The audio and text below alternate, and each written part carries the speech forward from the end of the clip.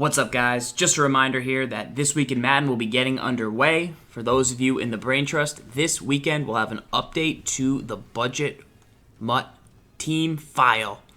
So we updated that about a month and a half ago. We put in budget players at each level. So if you have no coins, if you have about 100,000 coins, or if you don't care about cost at all, we've got teams for each position, how you want to build it up at any cost. So we'll be updating that file with the newest items to get you more deals and values in the Brain Trust this weekend.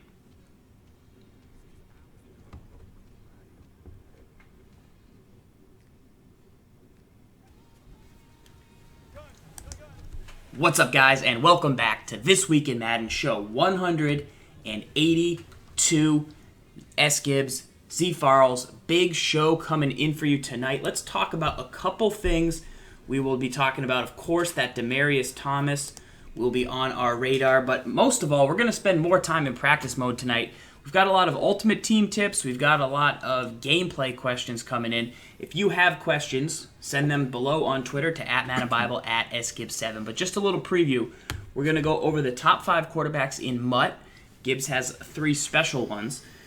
We are going to talk about the final edition Demaryius Thomas. We have a free offensive scheme for a left-handed quarterback that might have just came out. We're going to talk about quick adjustments on defense. We're going to talk about toss defense. And we're going to talk about beating quarterback spies. Those are 3 big gameplay items. And then we're going to talk about the rookie team. And then the game of the week, we have the Mike Vick challenge. So Gibbs and I are going to take out the Michael Vick 99 item. Gibbs is going to run the Wildcat, and I'm going to run the shovel option. So we'll switch off on offense using this Michael Vick. If it's a Wildcat play, Gibbs is going to run it. Or potentially maybe pass. And if it's me, I'm only running shovel option. Should I be allowed to run inside zone off shovel option because that's part of the scheme? Or no? Listen, you can do whatever you want, Z Farrells, with you're going to run shovel option, then you're going to mix in some passing plays. I didn't say passing plays. I'm going to run 3 plays all game. I'm going to run 3 plays all game. It's like Novocaine, baby. Give it time, it works. All right? I'm going to run QB power, jet sweep, and the PA jet sweep. That's all I'm sticking to. So you go ahead, run your 4 verticals, run a full scheme if you want. I don't want to. Or commit now in front of National Live Internet. Commit to the 3 plays that you're going to run. So are you taking the Browns playbook? Me? No, we're going to use the Colts playbook because that's what you've asked me to use. All right, so I'm here for the people. I'm a common man just like everyone else. And that's what I'm here for. Shout out to Bobby G16 who just followed the channel. I will only run shovel option this entire game. You're not going to run 1 pass. So you're going to have to go 1 better than me. Only shovel option this entire game. We actually need you to actually run Wildcat pass. So don't make any bold claims. Sub hype from We Up. So yeah, we're going Vick no pass challenge. Shout out to Wiggy21 for the sub hype and Re-Up 716. We do have a full mailbag for you guys. Like I said, you can always send your questions on Twitter. But let's jump into the first question of the night here. Whoa. Okay, a lot of action going on, Gibbs. This new Demaryius Thomas final edition. You see his items right here. What do you think of this player? He's got 94 speed, 99 catch in traffic, 99 spec, 95 catch in traffic, 96 route running, 99 release, 6'3". 3 letters to explain what this Demaryius Thomas is. Bae, B-A-E. This guy is a absolute stud muffin. What I brings to the table is that 99 spectacular catch. Catching traffic in combination with that is ridiculously high. You mix in that he's got the 99 release, so if you do get a press in a cover 1 situation, and then take a look at that route running, 96. So he can do it all. The one thing you'd say that maybe you wish you would have a little bit more of, speed. 94 is like what you really need at this point in the season to really be considered on the threshold of an elite receiver. But he, if he was at 96 speed, I would consider him just under the 99 Odell Beckham. Yeah, I mean, you look at this guy, he always has really good strength and truck because he's pretty good after the catch in real life, so they kind of try and reflect some of that. He is going for about 500K, so that's, he is a premium receiver, but you're getting premium ratings. Michael Irvin didn't have the route running.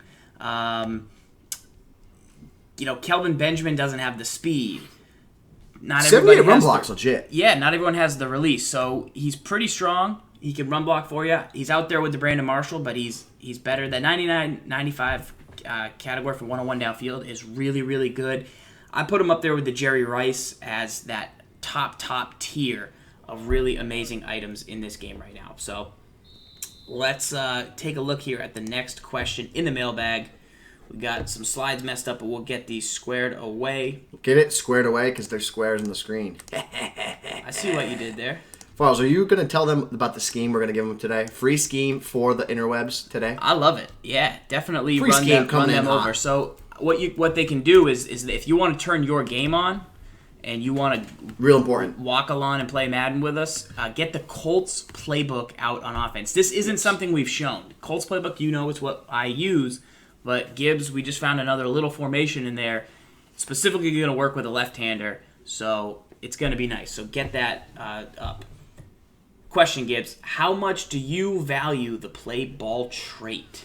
So some people value this play ball trait. Others claim to not really value it. I know Zan claimed it was a big trait in, say, last year's game, especially in Ultimate Team. Do you think play ball trait, if you're in the secondary, matters? Supposedly Trey Boston plays better than Sean Taylor. Listen, I think that it is something that you need to look for, but ultimately, I wouldn't use that as like I would say not like a crutch. You don't want to look at it and say, oh, he's play ball trait, he's going to make every single play for me. Like, right. I never have to worry about him. That's like a secondary thing. Like, you need to make sure that your deep coverage is on point in a situation where you feel confident that you're going to get it locked down every time based on adjustments. And then the play ball trait, like that's a secondary thing. Like, and it's also a secondary thing when it comes to ratings for a player. You want to look at the specific ratings, a guy in the deep secondary. You want to make sure his man coverage is high, his zone coverage is high, and then take a look at the way that the scheme that you play, right? So put your players in the best position possible, and then you would determine it's like the fifth thing you'd look at and say, deciding between this player and player A and player B, you would then give the tiebreaker to the guy that maybe has the play ball trait. And I think what matters so much is that in this point in the year, your shirt, you gotta wear the glitchy shirt. Why are you wearing the glitchy shirt, bro? Why are you wearing the glitchy shirt? There's a ref shirt in that. Sorry, D. You should wear that. Sorry, you should wear that. At this point in the year, there's so many good items out. Like the Demaryius Thomas we just showed is really, really good, but there's 3 other receivers, the Jerry Rice, that's just along that same line, possibly the new receiver from the Rams, the Torrey Holt, the Isaac Bruce. So, like, if you're really comparing and getting down to the nitty-gritty, height, coins, more important, traits, though, does he have the rack trait? Kind of like the third level you would take a look at and see what they were going to be. So those are pretty important things to get. But you can't get freaked out over them and like just pick a player who's way worse because they happen to have a trait. All right, here we go. Next question in the mailbag. This one is coming in from Nice Snacks. And this is actually a really good question, and I want to explore it. Gibbs, is it worth blitzing with only stock setups? So he's concerned, he's like, why wouldn't I just play coverage? Because I only really have stock blitz setups. They're not going to get in every time, and I'm rushing more than I should. So is it worth blitzing if you only have stock setups? Great question. So here's the thing about stock setups that I would say is why you want to look into them. The blitz is designed from like a gameplay point of view that like it should be getting in, it should be generating pressure. So that's why I've always looked at these plays first. So that's first and foremost, like the play is designed to send pressure off the right edge. So it should, in some instances, work. So there's a couple different options of what Gibbs is saying. So nickel normal, a play like nickel blitz 2. You see that in guy on the left side of the screen right there? He should be getting in off that edge. There's a play in nickel 2-4-5 that should get in off the edge, the play that we always used to run last season. Mm-hmm. Forget the name at this time, but week 3, something like that. Always kind of can bring pressure off the edge. And then, of course, you'll see it in really common in a play like dime flat. You've got this play zone blitz. Look at that blitzing rusher off the right side of the screen, and we will show that off the right side. The key thing that you find with stock blitzes, like design blitzes in the game, is they are the plays that have the unique blitz angles, and that's where you can get. It helps you like generate unique pressures. So that's one thing to know about stock blitzes. The other thing to know about stock blitzes is you typically get a good shell of coverage underneath with your hook zones. Where if you just call a cover 3, sometimes you get a cover 3 and it'll get your safety into a flat, or you don't have a flat zone on a hook zone on the far left now. You only have 2 hooks underneath, whereas your stock blitz, go back to it. Your stock blitz has 3 hooks. A lot of times hooks are better for coverage purposes than flats. So you could call this play stock, and then you want to turn into coverage, just drop your DN on the left side into a flat, drop Finnegan into a flat, and now you're set up and good to go. So drop Cortland on the right side, the blitzer, into a flat, and now you're good to go. Now you got 3 hooks. That's one way to look at it. But usually you get a good flare of hook zones underneath coverage when you call a stock blitz, and that's another reason why it's important to call those plays. Yeah, the other real important thing about stock blitzes is, I know the urge is, I don't have a great blitz, I don't have this scrape, I don't have something nasty to bring on 3rd and long, so I'm just going to play coverage and sit there. No, that's a bad idea. You always want to bring pressure. Even if it doesn't get in, you're going to find a way to make it get in, but you're better off sending 6. I mean, early in the year, even a guy like Problem will bring 6 blitzers if he thinks he can get pressure on 3rd and long. The whole goal is to not let them throw the ball. So even if it's a stock play, we'll show you kind of how you would set it up. You're going to move Finnegan just kind of over. At least at this point, you're rushing 5. Even if you have to, it takes time to get in. It's not that quick A-gap setup. You want this pressure to come in. So even if you got to throw that guy out there, you want to mix it up. You got to call blitzes. You got to force the ball out of your opponent's hand. And if all you have is stock blitzes, well, that's all you have. You don't want to blitz every play with just a stock blitz, but you do want to make sure that you're calling blitzes in those situations, because it really will change the way your opponent can call his plays. If he just knows you're going to be sitting there in coverage, he's going to change it up. All right, let's take a look at the next question in the mailbag right here. Got a lot coming in from you guys this week. So this question right here is from Wild Colton. He wants to know, is the Cover 2 playbook worth the cost? So the Cover 2 playbook, shout out to Just Relax Kid with the sub hype in the chat, getting in on that brain trust. Maybe he's looking for that S Gibbs 335 on defense. But just a reminder, you will get a hold of a bunch of different updates. We've got some new stuff coming out on the weekend. MStack's stuff's all in there. Zan has stuff in there, loaded up with content. Tweezy has some content in the Brain Trust. So that's what's going on in there at this time. But this is a pretty good question, because we answered this earlier in the season about the 46 playbook, but Wild Colton wants to know, is the Cover 2 playbook worth the cost? So here I'm in this Cover 2 playbook on the left side of the screen. We'll run through what it has real fast. 4-3 stack. You would have to purchase this in MUT because it's a different playbook. It's not a team playbook. It's one of the premium alternates. 4-3 wide 9, 4-3 over, and 4-3 under. 46 normal, which is good in different years. Fire Zone 3, obviously a popular play last season. Nickel normal and nickel with the 3D ends. Big nickel strong. This is a very popular formation in the community at a high level. Used to be the best. Used to be one of my faves. Used to be the best. They took one of the plays out, unfortunately. And then it has dime normal, and then dime flat, which is currently terrorizing people online. So it does have dime flat, which is very, very good. It's got dime normal. Quarter normal is the only real way you're getting 3 down linemen, so that's kind of one of my beefs with it. But, I mean, if you have the dime flat or you have the big nickel strong, like those are... It's got his own blitz 6, which is still good. Which is what you need. Mix up. So what do you think, Gibbs? Is this playbook going to be worth the cost? I think that it's always worth the cost to get your playbooks situated, get them correct. It's way more important. I mean, people joke about scheme over team, and they say, "Oh, this person only beat me because his team is stacked." But really, if you don't have your scheme, if you don't have your playbook, if you don't have what you're uncomfortable in, it doesn't really matter what your team is.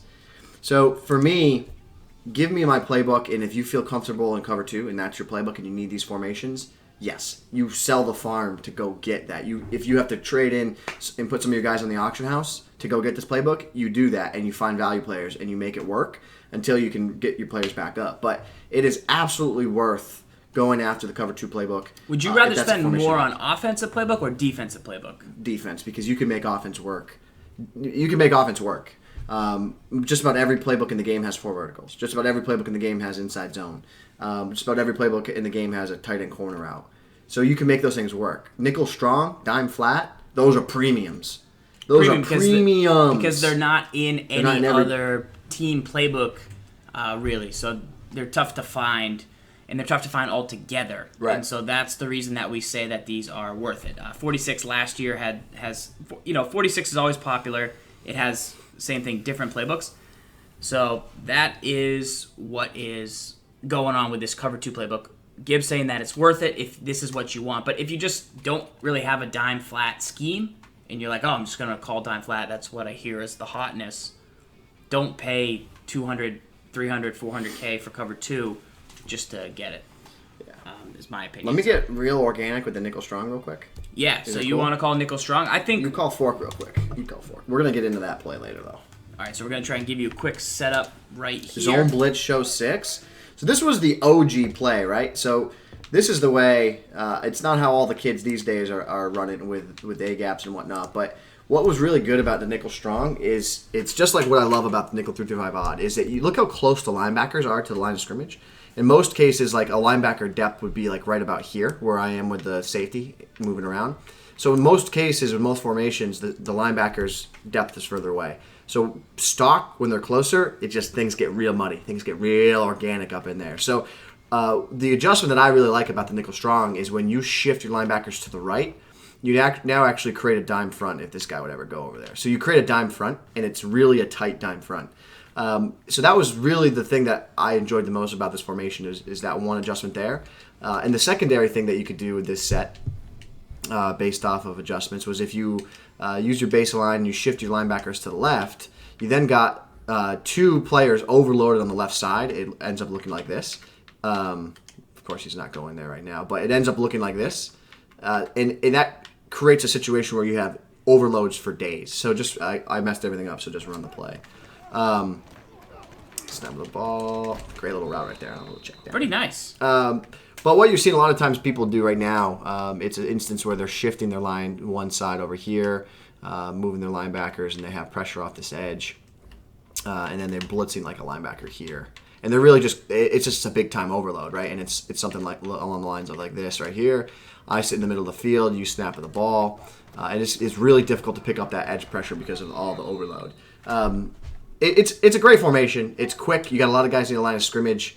In this instance, we'll try this again. Slide here. Let's try this. Hey, pal, the cover 2 playbook, and we are in the nickel strong formation.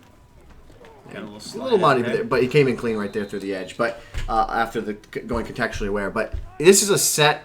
The quick audibles are good. You got cover 2. You got the cover 3. Cover 3, we always liked about it was the unique stunt angles with like how they crash wide. Yeah. So that's something that's great about the set. So this is a really good formation, and the nickel strong, it actually starts the safeties up in a more of like a dime flat look. So if you take a look right here, if I show the baseline, look where the free safety is. Stock, he's here, and see how the depth of the strong safety. So again, this formation by design has more players closer to the line of scrimmage, and that is just helpful for setting things up. It's helpful for the run game. Is there a package at all in this playbook that's unique? Is there any like right stick package in the strong set here? Let's take a look. Nickel strong. Let's see, sub CB inside, so it moves your CB inside. Right now we're using the right stick to kind of go through the formation and see where players line up, who we can sub in where. Yeah, that's one thing to note. So nickel strong, it actually puts a strong safety up the line of scrimmage for you, right? So, yeah, on the left. So you could do CB inside and it actually gives you a corner there. Got it. CB2 inside, CB swap, free safety swap. LOLB right? Just the right linebacker. Okay. And LB pass rush, that's good. The LB pass rush is pretty good because you could get your linebackers like a nick and dime 146 without subbing guys in and out. Like it's good one to have. It used to be a 4DN package. There's the 4DN package, so you can move your Ferraris inside and get your backup guys and at the line scrimmage. Okay, but there's no DN package also. Yeah, there's no way to get like an extra linebacker up there. But you're getting a free safety down in the box. So maybe if you had Steve Atwater, you didn't have the linebacker edition, or if you had Dion Buchanan and not the linebacker edition. But that's that kind of role that those dudes have made famous. Yep. That is pretty good. Yep. You want to go change your shirt? Me? Yeah. Not changing my shirt. It's a ref shirt. It still has the same thing. I got a lot of other shirts. I'm wearing this. I got to wear this. I wore like this all day. Your shirt. I think you should change your shirt. I wore this all day. I know. I can smell like you. I smell wore like you this wore all it day. I wore this all day. This is the shirt I'm committed to. This is the shirt I'm committed to. The shirt I'm committed to. You're officially the smelliest guest in TWIM history. I think. All right. You want to put on the cap? Because no one stinks worse than that guy right now. Just kidding. Mm-hmm. Just kidding. All right, here we go. Let's take a look at the next question in the mailbag. But the cover 2 gets a yes if that's what you need. There's a lot of good formations in there. I know people are generally running the 3-4, but that could be pretty decent for you. All right. Let's run with a question from 8 Up Axeman.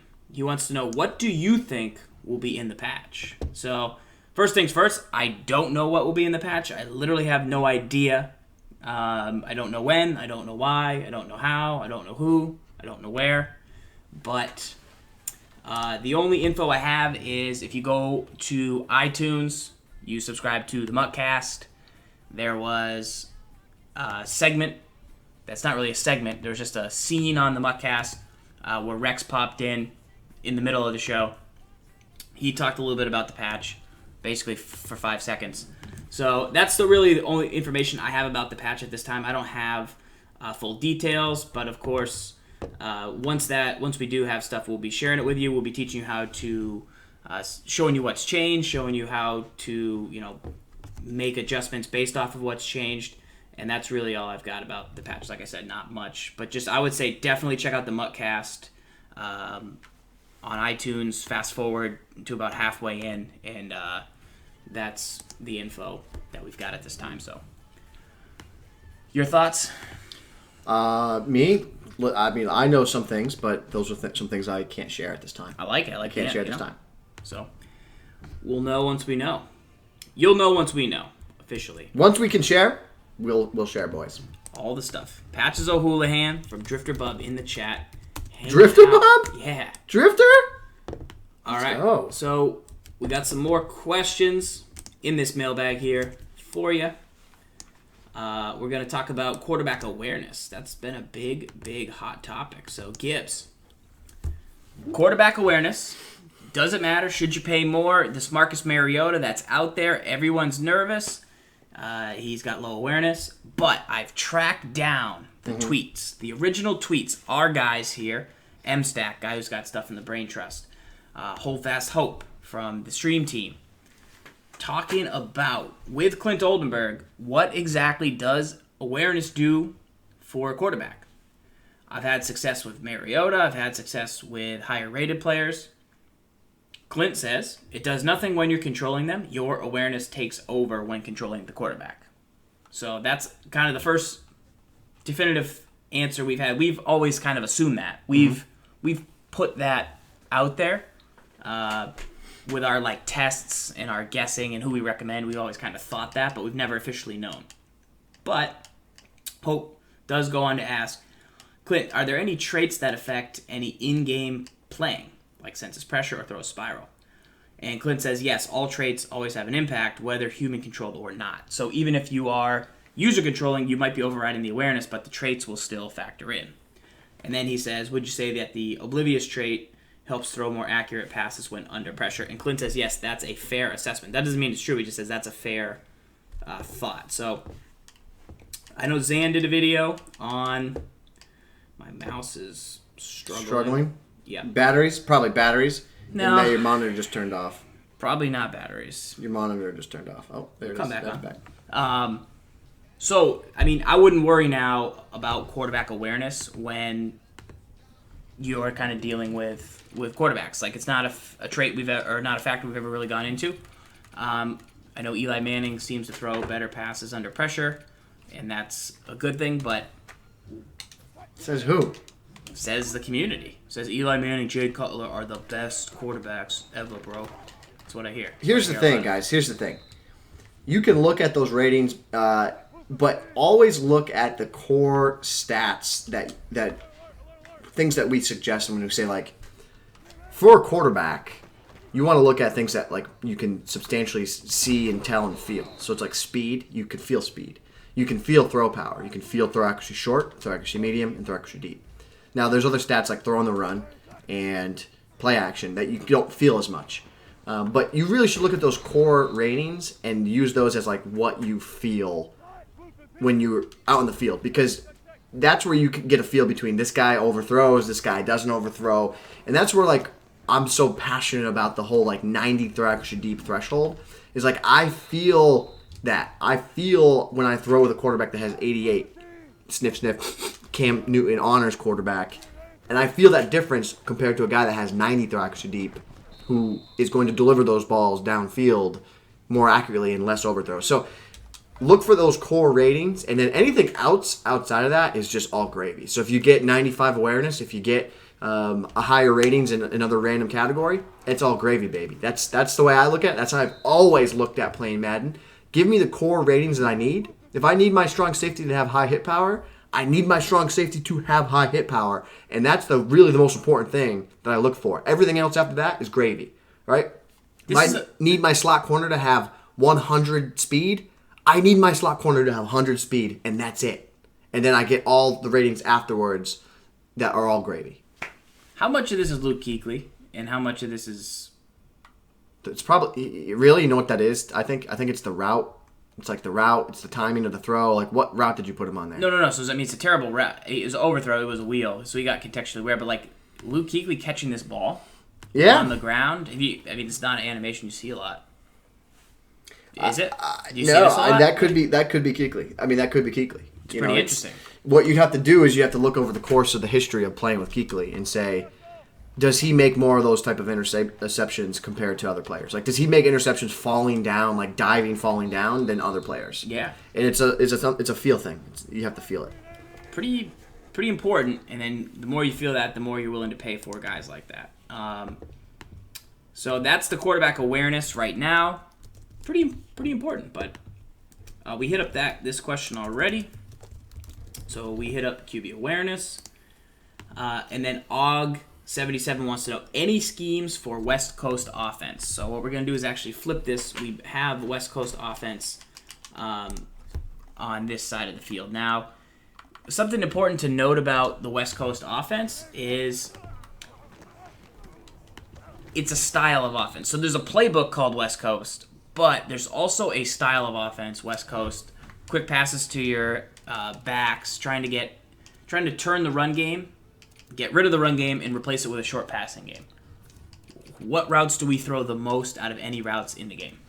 Flat passes. Table routes, flat pass to the halfback, and we pick up 8 yards. And that's kind of like a West Coast like philosophy, even though it's not necessarily exactly how teams have done it throughout history. But when we're running Cleveland and we're at our best and we're passing the ball almost every play, we're generally going with a style.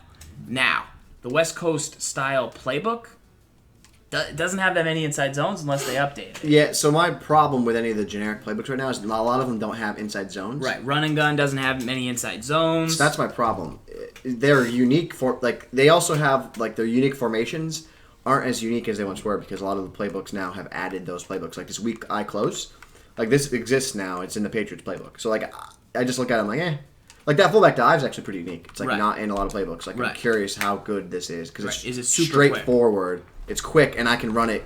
I can cut it right, cut it left. So Right. this is a play that's not in every playbook. Like, this is a play that's only specifically in West Coast. Like, can I bang this to the left? Sort of. Like, sort of. So it's kind of interesting. Interesting play. But do you have...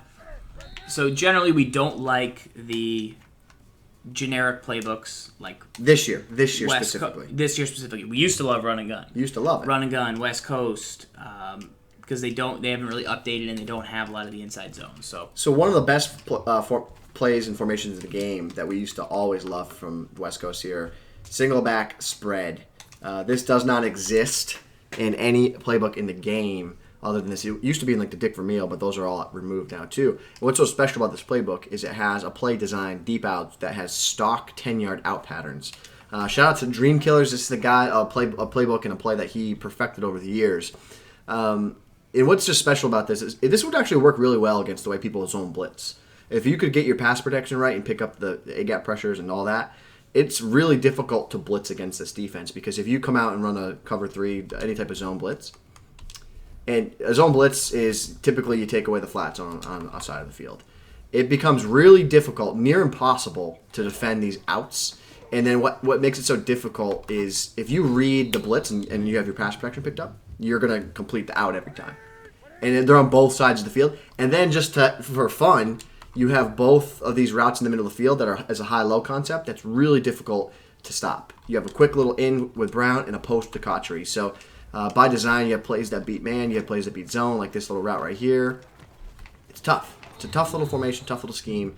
But fundamentally, as you were saying before... What's the quick run here? What's the... Inside zone. Is it good under center? Yeah, you can cut it. Get a lot of push from the center, right? Oh yeah, you get a lot of push. A lot of push. This for years I was trying to get you to run this formation. Because I like out passes for those. Yeah, for years. And on top of it, the play action play, awesome. Right? So got great crossers. That post, that's the Z spot post. Yep. On the far left, you got a deep vertical. The two crossers in the middle of the field do a great job stretching defenses man to man and zone.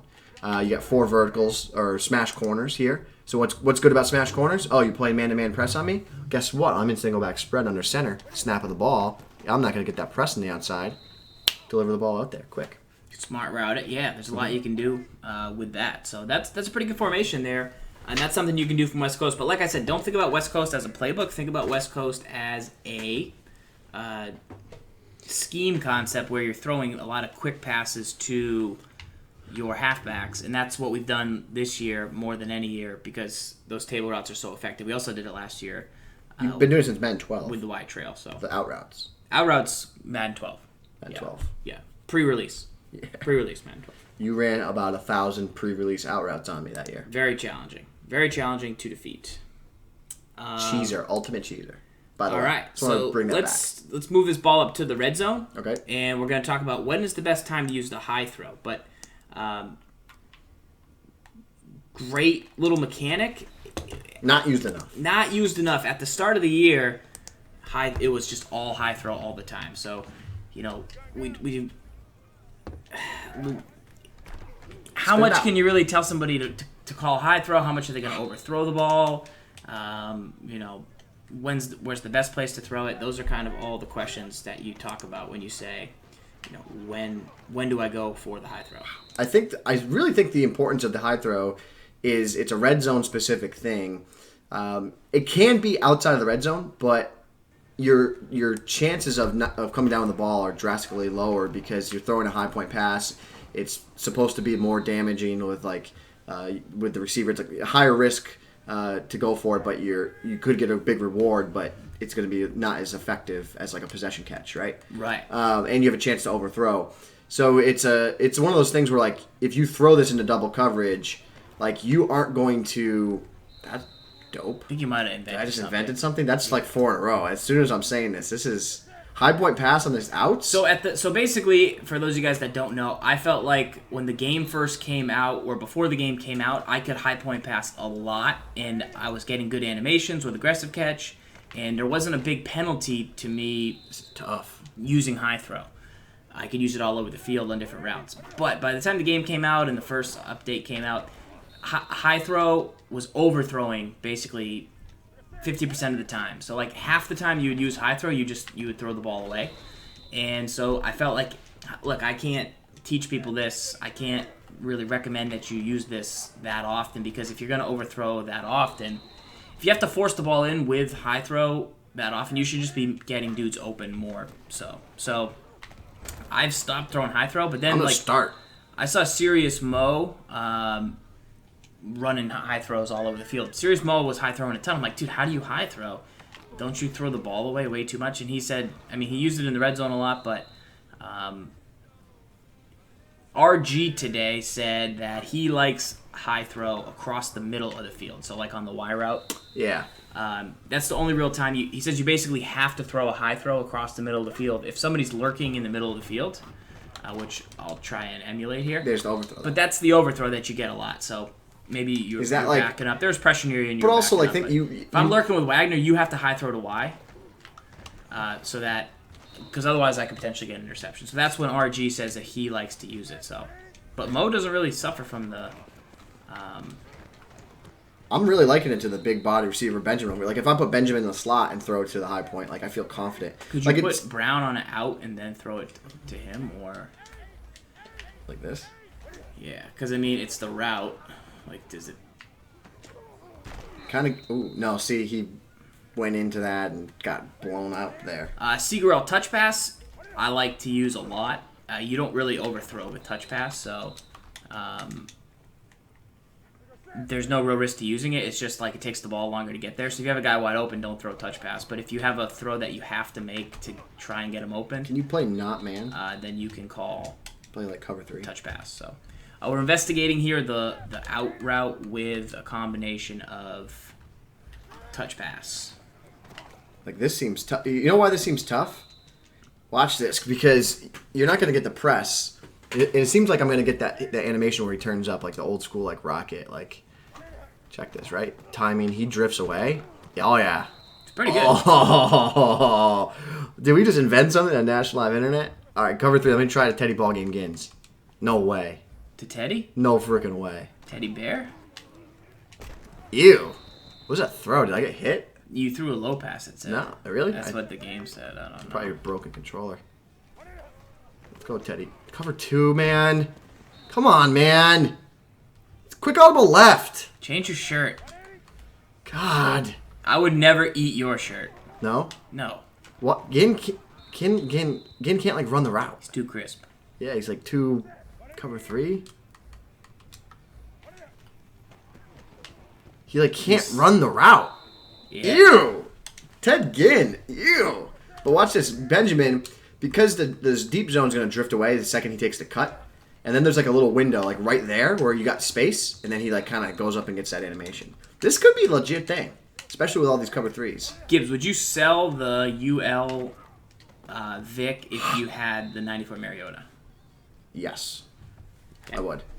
All right. We'll talk about that shortly. Why? So we're talking about high pass right there. That's where you can give it a shot as the red zone, and of course across the middle if there's a user lurking, you'll want to change up the routes and the appropriate amount of pass and touch passes that you use. This is a question from C. Depol. He wants to know, does high awareness offensive linemen pick up blitzes? So C. Depol. So if I set up a blitz, and I blitz this guy here, and I blitz this guy here. If you have a right tackle that's super smart, is he able to pick up the pressure? If you have tender areas, obviously the right guard position. Speed is something that's going to really matter, obviously, because it's going to allow him whether or not to get out there. So that's where I look at speed for the tackles. It really does matter. Like same as acceleration. I would say that matters more than like the awareness style. So if you have all 99 awareness offensive linemen and your opponent sets up an A-gap pressure, the pressure is still generally going to come in. Yeah, like again, this is how I playing the game, how I feel. Like acceleration for me, for an offensive lineman, is what I value to help pick up those like gap blitzes. Give me someone that high excel. Because when he gets the into interior, his first he needs move, to get there quick. Like he needs to get there and like get like into the point of attack where that blitz is going to be happening. On the outside, I look for speed because it's a little bit more time for them to get out wide. Like they have to shuffle and get their feet there. So I look for acceleration and speed to help with both those instances. And then pass block, run block is how long they're going to hold it for. Correct. If and when they engage. If they win and pick up. So that's what you can do. I wouldn't spend... I mean, here's the thing with linemen. All the good ones are generally going to have pretty good awareness. Mm-hmm. Like Greg Robinson, Schefter Star, he might not have the best awareness, but he's got good strength. But generally, you want to work towards those legends. They're all going to have good awareness. But I'm not paying extra if I don't have to. But it's going to generally coincide with good strength and good, run block, pass block. All right, so here we go. We've got this comparison right here. We've got our top quarterbacks, and then we have our halfback reviews. So we're going to run into these questions real quick. Dion Lewis. Ya boy. Ya boy. Ya boy. I already have the answer to this. I've got a little hidden stat for you. Do you? Yeah. I think you're going to like it, but... I'm guessing I know the stat. I'm guessing you may just know it, S. Gibbs. All right, let's jump into the mailbag. Let's get back there. So, Gibbs, this is a hot topic. I think it's super, super important. Who are the top 5 quarterbacks in MUT? Have I surfaced them on this? Or did I leave out Steve Young 98? Did I leave out 96 Tom Brady? Did I leave out 98 Colin Kaepernick? Or did I leave out anybody else that you think is one of the best quarterbacks in the game? 95 Russell Wilson. Who did I miss? Who would you spend your coins on? What are the top 5? Who are the top 5 best QBs? Yeah, give me Steve Young over Cam Newton on this list, and I think you have yourself a winner. On the 50, Steve Young. So Steve Young has 87 speed, Mm-hmm. 94 throw power, 97 short, 94 medium, and 93 deep. And what I also love, he's 90-90 in play action and throw out on the run. That's like a small thing. That's a caveat. That's like a thank you, nice to have this. Like appreciate you. That's why you're next level. 5 faster, 5 more throw power. Yep. 2 less deep. Kills him every time. Kills him every time. You're out. I'm out. Cam Newton not on my Mount Rushmore of MUT quarterbacks right now on February 17th, 2016. The MVP honors 97 overall quarterback Cam Newton. Bold. The rest of those guys, this is the way it goes. It goes Miguel Vick, number 1. Marcus Mariota, number 2. Randall Cunningham, number 3. Aaron Rodgers, number 4. And then it goes Steve Young on the 50, number 5. That's the order. So you think Steve Young's 87 mobility makes him better than the Tom Brady, makes him Yes. better. The Russell Wilson 95, people ask about, he has 89 short throw. Can't have it. He's just out. Can't have it. He's out. Even though he's fast, even though he's pretty decent. I mean, he's good. He's very good. But the 89 short, you just can't have It's the same thing. The same reason why you can't have Russell Wilson is the same reason why you can't have Cam Newton. Right. Too much. Donovan's pretty darn good himself. Donovan's up there, yeah. Because he makes it to 90 across the board, but the Steve Young, I think, is slightly better, and they have the same speed. Well, the Steve Young, when you look at his throw accuracy short, is 97. That's bananas. And the Donovan, his throw accuracy short is 90. Right. That's a huge difference. So, yes, you can say McNabb is good, but the Young, with that throw accuracy short, really separates him. The Brady and Kaepernick. Okay, Brady, you can make an argument that Tom Brady, the MVP or the Roadmaster, Road to the Playoff guy, you can make an argument that he's better than Steve Young. You can. I almost want to make that argument because he's got the 99 throw power that Cam has. He's got way more throw accuracy deep, and his throw accuracy medium, throw accuracy short are bananas through the roof. 96 short and 100 medium. Obviously, the speed is what matters here, but I think with why you have to consider Brady in that list is because with how easy it is to stop mobile quarterbacks right now, with all the ability in the game, the quarterback contain, the quarterback spy, with the release to hounds, it makes it really easy to stop mobile quarterbacks. So you really are now saying, okay, Cam Newton's strength, the 92 speed, is thrown out the window. So we really should be thinking like reverse the meta there. Like Tom Brady should be the guy you go with until people stop doing contains quarterback spies. Right. The Breeze is good. I'd like to see him have a little more throw power. Throw power is what hurts him, but he's really good. He gets in that same equation as Tom Brady. Like, right. If we're throwing that out the window, right. Lastly, the Kaepernick. Just throw it deep. Can't have it because it's too low. Can't have it. 86. Can't have it. So the only guy you would change out on this list is would you put Brady for Newton or Steve Young for Newton? Steve Young for Newton. Steve Young. But and that's, speed is important. Here's what I say. If this Tom Brady was 102 in throw power, 100 throw actually short, and like if he was 102 in his ratings, like the Odell Beckham, I would say the benefit that you get from Brady's accuracy now kind of outweighs the speed that Steve Young brings to the table. Right. So Brady then wins, but I don't think like the 96 throw accuracy short for Brady, or I don't think the throw accuracy medium 100 for Brady over throw accuracy medium for Young at 94 is that big of an upgrade. Yeah. But if he had the 102, like if it was 102 on like throw accuracy short, big upgrade. And if you're never going to miss that throw. If you're looking for a cheap Brady, the team of the week, Matt Stafford, can be a guy that can save you a lot of cost that the Brady brings to the table. So those are our top 5 quarterbacks at the moment. A lot of them came out just so fast. The Rodgers and the Newton and the Mariota and the Vick, they all came out within a few weeks of each other. So there hasn't really been a definitive answer, so I want to make sure you guys agree with that. Take a look at some other guys, though. Teddy Bridgewater, Dante Culpepper, Andy Dalton, John Elway up on that list. Like, those guys are all guys you could consider. Dante Culpepper, 98 throw power, and he's 92, 92, 91 for his ratings for short, medium, deep. Not bad. Yeah, he's pretty decent. You can save a lot of coins on that also. So. I would like to make one note real quick. This is like so you guys can all get a better visual. You're not going to see the visual, but maybe a better way to think about the Mount Rushmore of quarterbacks. There are only 4 quarterbacks right now in Madden Ultimate Team that have 80 speed or higher, 95 throw power and higher, and then 89 throw accuracy short and throw accuracy deep or higher. Only 4 quarterbacks in the game. That's Vick, Aaron Rodgers Super Bowl, Randall Cunningham Ultimate Freeze, and Marcus Mariota All Rookie Team. Those are only 4 guys that give you that. And for me, that's why they are on that list. And then you have to figure out who the 5th is, which we're saying Brady, we're saying Young.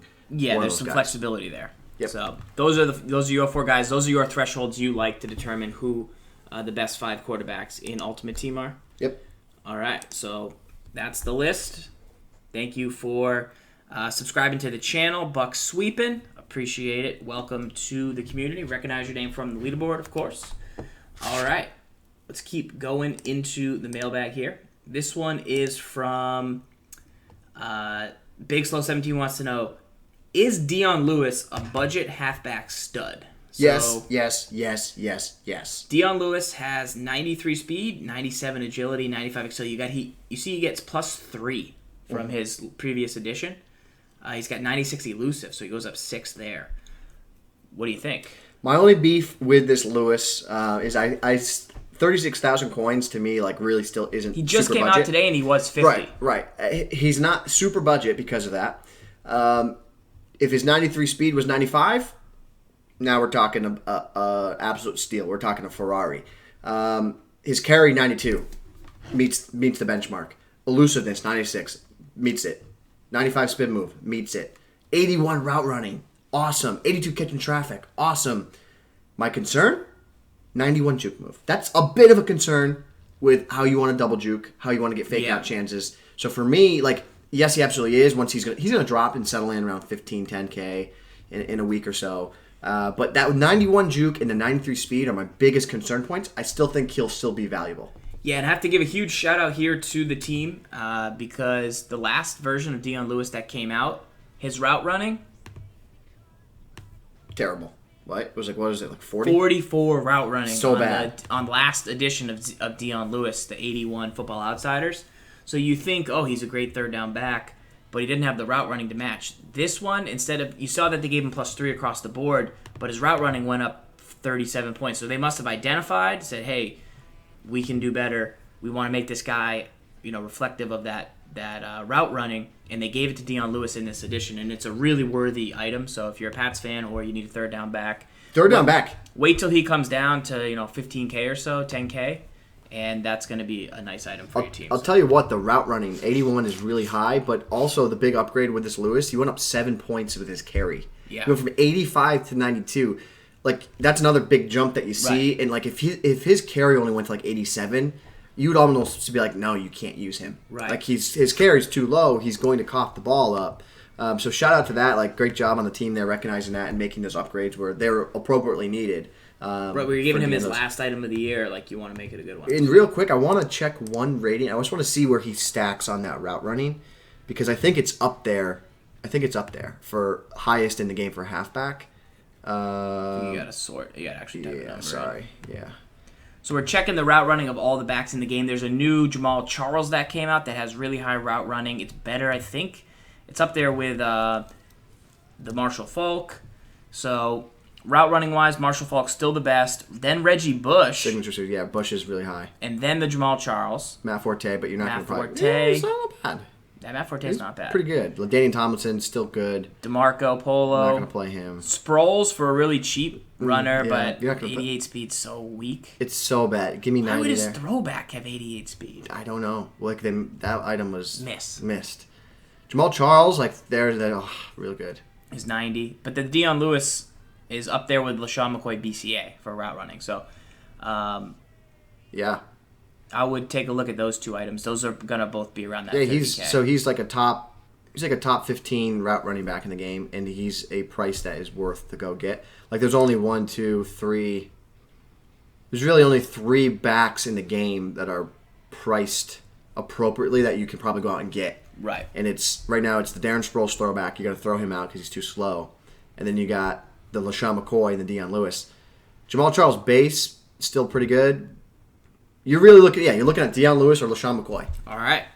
For a third down back, like extra back guy to fill in your roster for route running situations. So it's actually a really important item.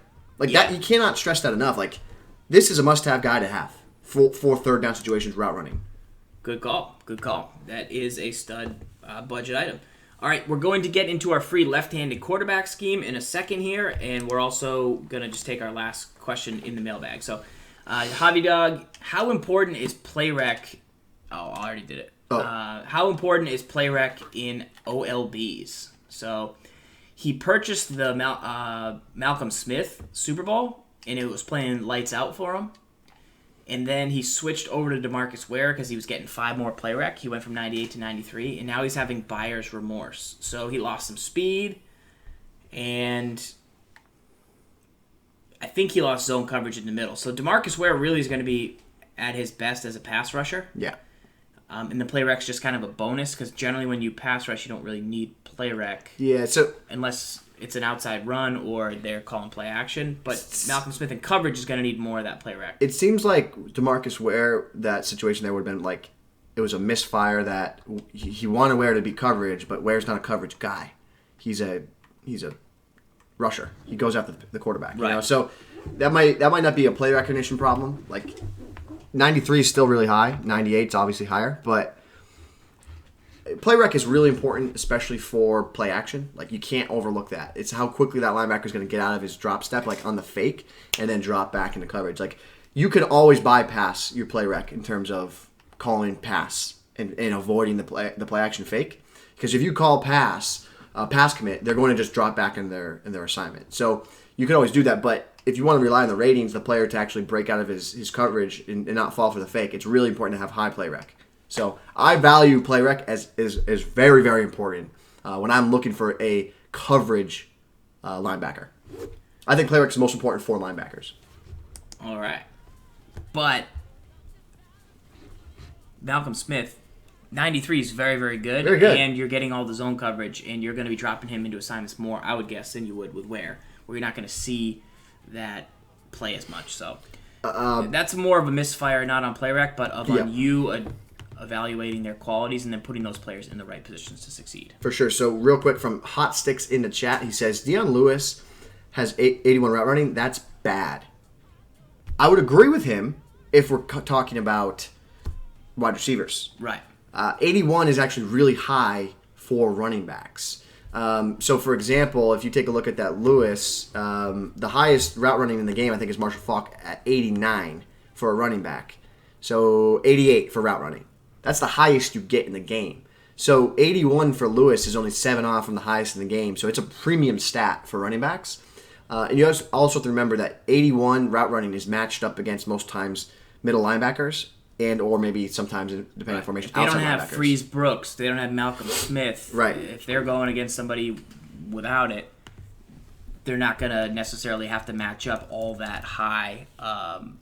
Even this brand new Super Bowl Malcolm Smith. Even him, his man coverage is not. It's his man coverage is 84. 84. So while his man coverage for linebacker, that's like wicked high. It's still not like corner. We can't think corners and wide receivers for route running and man coverage ratings for linebackers and halfbacks. So there's like a threshold. You have to crank that bad boy down for halfbacks. So don't overlook that. Hot sticks. Big shout out to SmithTime89 in the chat. Appreciate that. People all over the world. John Hands. Start a sub train. Yeah. All right. Time for that free scheme. So we want to do a couple things. Call a toss play. We're gonna teach you how to stop. We're gonna show you the best toss defense. We're gonna talk about quick adjustments and talk about beating QB spies. So those are the three things we'll do. We'll get to that scheme, and then we're going to play a game of the week. We've got the Michael Vick Challenge in there tonight. So toss play, Gibbs. Yep. We do it. We've done it. It's a tough play, but when your opponent calls a toss, and even if they come out in a formation like this, you're always thinking, could it be a fullback dive? And then could it be a toss? And it's going to generally toss to the open side of the field or the strong side of the field. You'll know if they pat their butt that they could have done it the other way. So you base a line. Because when you base a line, you want this guy to go out wide. Need it. Then what you want to do is get this guy outside of the tight end. And possibly this guy too. But you want to blitz one of these two guys. Because what you want them to do is pick up any pulling lineman and not let them get out wide and out into space. So you want him to just shoot down at the snap of the ball. Pick up 64, at least like brush some dudes off and make a play. So if you're looking to stop the toss, once again, you want to base a line. It's just so this guy's out wide. And then drag one of these two guys out here and blitz one of them. So you can do this.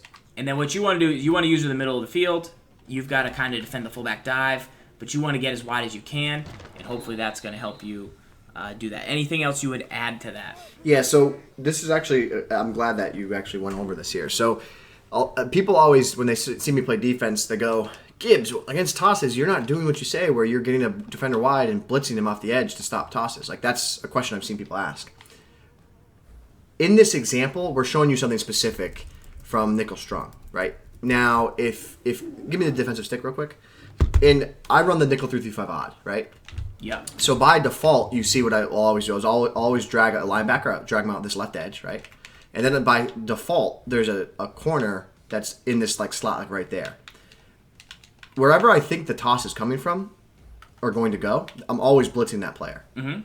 That's the design of the play. So it's like cover 3, and it look like the cover 3 looks like this, right? Like it's like 3 down rush, and the play kind of looks like that. So by default, I'm always making sure that I have a blitzer coming off the edge because that's how you blow up the toss on the edge. You just got to blow up those early blockers. You got to get one. Blitzing that guy so big.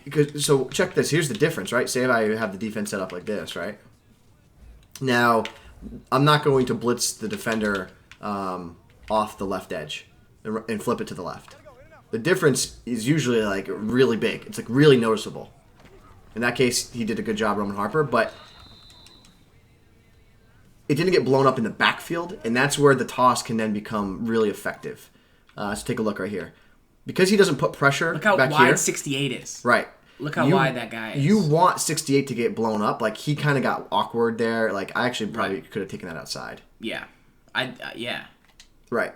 So that's the idea of why you want to blitz a guy off the edge, is you want to blow up the first blocker, whether it's the guard or whether it's the fullback who's trying to pave the way. Like in this right there, he didn't target properly really there, but he didn't get eaten up, and so because he didn't get eaten up, you did have a path. You're out to wide get with there. a free blocker. Right. That's not Marshawn Lynch. That's somebody else. You're in serious trouble. Right there, and here it is. This is what you see on tosses. That's classic right there. So boom. So that's why we do that. Another good question in the chat, and we'll talk about beating quarterback spies. So let's do this real quick. I'm going to go with a passing formation. Gibbs, go with quarters. Quarter, 3 deep, 2 man under. Okay. Okay. So I'm going to go to this. Forwards. So first up, Puff Daddy asked, not the real Puff Daddy, I don't think, but Puff Daddy 14 asked, You know Puff Daddy? what is with this quarters, 2 men under, everyone's running, what are the setups? So everybody contains. Mm-hmm. They then spy, generally, the guy on the left side of the screen, and then they user the middle linebacker. So this is how people set up their 2 men under, and it's just very difficult to beat. So Puff, that's what you're seeing. That's what people do. There's a lot of adjustments. There's a lot of sending the spy with the right stick, click it, don't flick it. There's a lot of, you got to press against compress sets. You've got to do different things, but generally the big dime or this quarters, like this is what you'll see out there. You saw D. Jones run something like this. It's no secret. We've shown it before. So how do you take advantage of that quarterback spy? Because I'm going to snap the ball to Russell Wilson. Jared Allen's going to go. He's going to track me. Gibbs can send that spy anytime he wants with the right stick there. We got lucky and beat him, but how can we take advantage of that spy? So, sorry, I didn't let you. You're good. He's still spied. So there's Kuechly. Like that's, I wanted to get inside right there. So I'm not recommending you fumble it and leave it for a lineman. I think that's too risky. But what people do to beat the spy generally is they're going to stay in the pocket. So they're going to stay in the pocket. You then can't send the spy, and then I can playmaker all that I want. And once they have the spy, it basically means you can't run. Mm-hmm. Like, in old Maddens, you used to be able to run around the spy. You could do this thing called swerve the spy. You used to be able to just kind of run at the spy directly, and then you were all set. But here, the more I stay in the pocket, click the right stick down, Gibbs. Oh, so pressure came in there. From a different guy, but click the right stick when you shouldn't too early, and then I'll be able to escape. So the pocket is the spy's enemy. Yep. And so once he sends it, you did a poor job. I did a poor job. To be honest, the Seahawks line is weak sauce. Yeah. Weak sauce. So we'll do it one more time. Let's see. Actually, stay in the pocket. So now I can go because he clicked the spy. Click it, don't flick it. And if they have to use her downfield and then figure out of their peripheral when to send the spy, and you're just chilling in the pocket, you're going to have a lot of time, and so that works. Some people, like Matt Gonzo, prefer pocket passers because they'll stay in better. But, I did outrun a spy with Vick the other day. Like I took that exact angle to outrun it. One pro tip I would say I'd give here. Let me just drop this. Don't do anything. Don't scramble. Yep. If you have a quarterback contained on the edge, I just never feel like they're going to get in. Right. I've organically just let them be a monster out there. Like that guy's not coming in if I don't go right. So I never worry. Like if you're getting this, like the reason why we do this, and this is a defense we literally invented for this year, right? Like we coaxed people in. RG with the pro tip on the quarterback spy. Yep. But the reason this works is because you see the outside rush, you get one-on-one with the contain, and it naturally, like this time he doesn't, but it naturally makes you want to like go to where you see open space because you see all the action happen on the right, and I swear to God, I really think we need to see some type of like psychology experiment on this because everybody does it like clockwork where you give it like you could do it like this. I could do the play like this, and you're gonna roll to the right now because like. All the action happens on the left, and you just like, I must go to open side of field, open space, where there's no one coming at me. Like, it's the most natural thing to do because you're like, I need to avoid the congestion. So we're designing this so that you go out, and then we release the spy after you. Right. You need to stay in the pocket. If you know that's what they're doing, and this is where knowing the meta comes into play, boys and girls. This is what people are doing. Exactly the setup that Farrell's just told you. It looks like this. If you see this defense, you got to feel at the highest level, you know this is what's coming. And then you have to just say, I'm going to sit in the pocket. Come after me, QB contain. You're not going to get to me, right? So that's what you got to do. You see the best players in the world do it. You saw Problem. He did it. You saw Skimbo. You saw Mo. They were the best in the world at staying in the pocket and delivering throws downfield. Right. It's tough. It's tough. It's a tough habit. The other thing you can do is just contain. So one of these two guys generally will get double teamed. One of the two contains. So say there's no spy. I need to identify that. Neither did there, but generally one will, and I could always probably block my tight end to make sure that happens. And once I see that the right side of the screen here is going to get double teamed, well then I know I can roll that way, and there's going to be Yeah, there's going to be no way that they can break off their block on the contain. So that's the other thing you can do to do that. So that's one way you can beat QB spy is just to stay in the pocket. Also playmaker.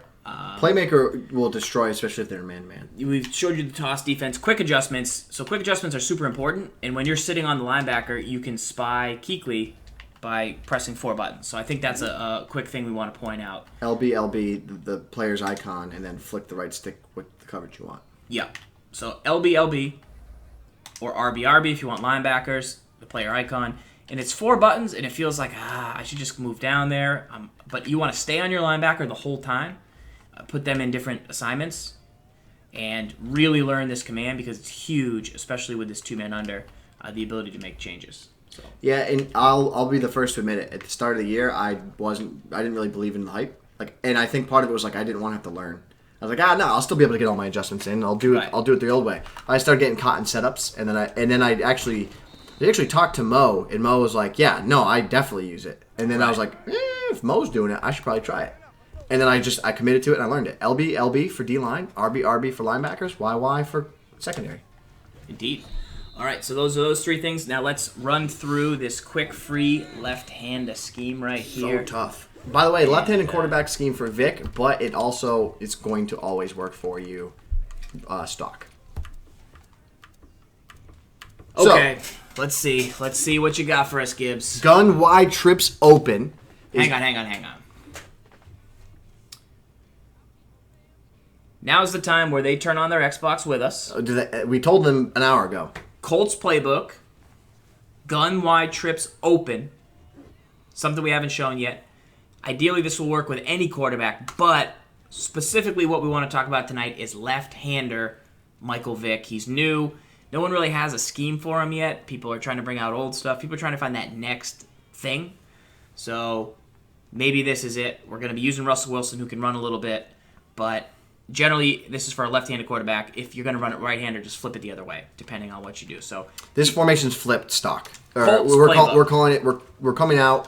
Here's the formation. Gun wide trips open. We have to flip it to make it go to the left side of the field. The play you want to come out with this set is the play called Fork from Gun wide trips open in the Colts Playbook. Farrell's come out and just give me a cover 4. All right. Yeah, that's fine. So this play by design, what is so great about it? Is the A route to Jimmy Graham here to the tight end is in all intents and purposes, a flat route, but it's a quick flat route. It's not the stock one where it doesn't beat man. It has no chance to beat man because it has no depth. So there's no time for it to get an angle on man to man. That's why it doesn't work, right? So, but by design, you'll see that it runs off a little quick flat and it keeps that flat route underneath, which then opens up the corner. Right. So this is, in my opinion, not even my opinion, I'm going to say it right now, this is the single best flat route in the game. It might be the single best route in the game because it's so purpose. Second best. Okay, corner route, best? Nope. Drag. No, second best flat route. Oh, second best flat route. Because table route. I'm going to call the Eric Berry route. The table route? No, the Eric Berry quick slant Pats 5 wide. Yeah. I'm going to call that a flat. That's good. No, that's not a slant out. That's a slant out. It's not a flat. It's very different. You could make this argument this is a quick out. But anyways. Semantics. So that's what makes this play so special. And then there's a couple other routes that make it special. So the quick little speed out to Graham opens up that route naturally to the corner. And that's what allows this whole scheme to really kind of work and this play to be so special. So what makes this even next level is say if you blitz that left edge, the flat. This is the Mike Scrape plays now. Drop the right side of the line. Do whatever, blah, blah, blah, your bananas, right? So this now becomes a quick flat route that you can throw right away. And so now if you get a blitzing defense, you have a great way to attack that flat that's going to pick up a couple more yards than a typical flat pattern would. And on top of it, now call man-to-man for me, in most cases, especially if you get a good route runner, you got a guy here, Jimmy Graham, who at the snap of the ball, he takes a quick cut, and look how great and the separation you get against man. So that one route is really stressing the defense, and it's really making your opponent have to defend that one pattern. And it's just a great route combination on the left. Now you mix in on the right side. Say you bring your fancy blitz off the right edge here, Farles. All right, let me set that up. Fancy blitz off the right edge. Well, what I love about this now is the quick stall pattern to Marshawn Lynch. Oh, you blitz me there? He sits, and especially against zone coverage, that is a absolutely lethal route. because zones will drift away. Even if you don't blitz me, right? You don't blitz, you're running a stock defense, the routes drift away from it just enough where you could potentially run It's a 3rd and 2 converter. Right. And that's what makes it so special. On the back side of this, you have a deep post, which can help you get a one-on-one situations. We can also show you how to open it up right here. So, almost had time there. Almost had time. What's really cool, so this is in the Indianapolis Colts book, but this is also in the Titans playbook. And MStack broke this down in the Brain Trust. So people in the Brain Trust have seen this route combo, and we're giving you the full look at the scheme. But definitely for the guys that don't understand, well, what's subscribing, what's the Brain Trust, why should I do this? You're getting to look at this free scheme, a month and a half later. But MStack's broke it down with six other videos in the Brain Trust, and you get all the old stuff, but it's just cool that. We got community members on top of this, people giving away high quality stuff. This flat route is killer. So now if you play man-to-man, you also have a route on the far right, Baldwin. It takes a very long time to develop, but it is a late breaking pattern that can give you some success when he cuts over the middle of the field. It takes a very long time to develop, but the higher route running player you have out there will have more success, so that's definitely one route you want to take a look at. And then you obviously have the deep post, and the deep post can really stress the defense, especially if you throw a vertical pattern out there. Give me a cover 3. Outside of the cover 4, yeah. There we go. And this, again, takes time in the pocket. You need to have time in here. But it's one of those plays, if you get time in the pocket, the deep vertical streak will pull that deep safety, and then you want that the post to run underneath it into open space for a big play. So this play, by design, the only hot route I would really make for this is I'd put Baldwin on a drag. This is how I would run this, and that's the only adjustment I would really make to it. Put Baldwin on a drag, because if you take away those routes, I just need another quick hitter. Like, I need something else that's difficult for them to stop. So that's why that's really the only hot route I'd make on a consistent basis. You could say maybe streak Baldwin, put another aggressive catch guy on the outside, one-on-one opportunities. He's obviously out there. But on an every down basis, I'm going to put Baldwin on a drag. And I really want to throw the corner route. I mean, the corner route is where I'm going to make a living out of this formation. And that's. I mean, we saw this. People use this type of corner route from the Broncos playbook, I think, to play fork in the tournament, in the Madden Challenge. And it would be like 3rd and 17. And I'd be like, well, he's obviously going to throw the corner route. It's the only route he has that's going to get him 18 yards. Right. He just did it on the last 3rd down. He's going to do it on this 3rd down. These are the greatest defensive minds in the game. And then the dude just threw it again, and it was wide open again. Can't always stop it, man. It's crazy. So it's crazy though. That's how good it is. Right. Yeah. So in the chat, Seagirl says, "What about streaking Lynch?" Absolutely. I mean, yes, you can absolutely. That's another delayed read here out of the backfield that makes it difficult to defend. Super tough. I would say one thing I shy away from this year is like really throwing the ball to halfbacks. I see them drop the ball a lot, and if it is man, it just really comes into an absolute garbage read unless it's a deep streak downfield. What's good about this is like you can actually playmaker this route, like quick out to the flat. Like it's a quick route that you can playmaker against man. So that's what's one thing that's good about it when you face man to man. Now, the other thing that's great about this formation is by design you run audibles inside zone. So that's a really nice little perk to have. Right. Like the focal point of your offense from this set should really be about the inside zone. I want to run the inside zone. I want to run the inside zone. And then you have fork at your disposal because you come out in it. So you run the inside zone. You set the tone. You can cut to the right by snap of the ball. I'm going to hold the stick to the right, and then I can cut it out wide here and turn it into a run off the right edge. I can also take the ball and... What's going to happen is I'm going to be like, all right, enough of that flat. Okay, I need to watch this Lynch route, and then the middle's going to get opened up. Right. So I can run up the middle now and really attack you there. And if you really think about what we're showing here, it's very similar to what we showed with like the Eagles playbook with like the motion, the halfback auto motion. Same thing. Like we're just trying to do the same fundamentals, the same type of route concepts to attack the field. But this just so happens to be a great play from this playbook that works really well. Now off of this, you also have 4 verticals. We've shown this many times, but quickly to go through, a great setup here would be to drag RB.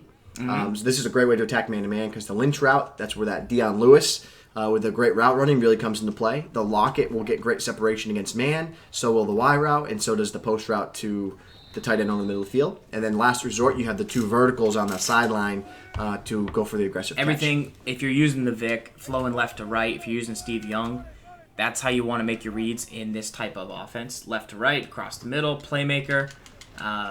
Pretty good little scheme right here. Yeah, and the last play actually there's two other plays that we really like, the quick audibles. Great quick audibles. Maybe the best quick audible set in the game when you come out and fork, right?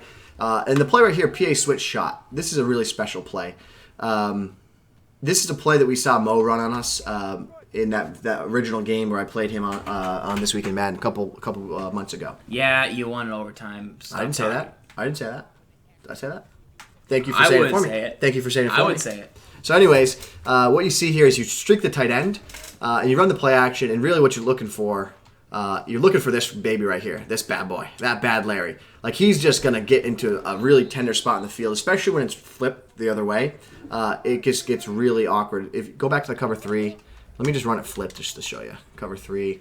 If you've given up a long touchdown on one of these PA shot plays this year, give us a 1 in the chat, man. These are new plays in the game. They're tough. They're tough to defend. They beat cover 3 downfield. If you get the time, they can really cause some damage. Like, you definitely need the time in the pocket and you need the throw power, but it's there it is right there. You can see how the problem is. And really, like, if you run this PA play, go give me that cover 3 again. This streak to the tight end, like, if he's running the streak to the side where, like, show your coverage. Like, if he was running on the right side where the strong safety's in the hook, like, if that's where Graham was running, it really stresses that seam, like, and he can get down on that really fast, like. And look at RB on the other side. Like, he got almost behind the wheel pattern. He almost got behind. Oh yeah, some dudes have been hit by these PA shots in the chat. There they are. So check this out. Watch this. See how he I think I was. You were on him, but that's a route that Mo was hitting me on consistently.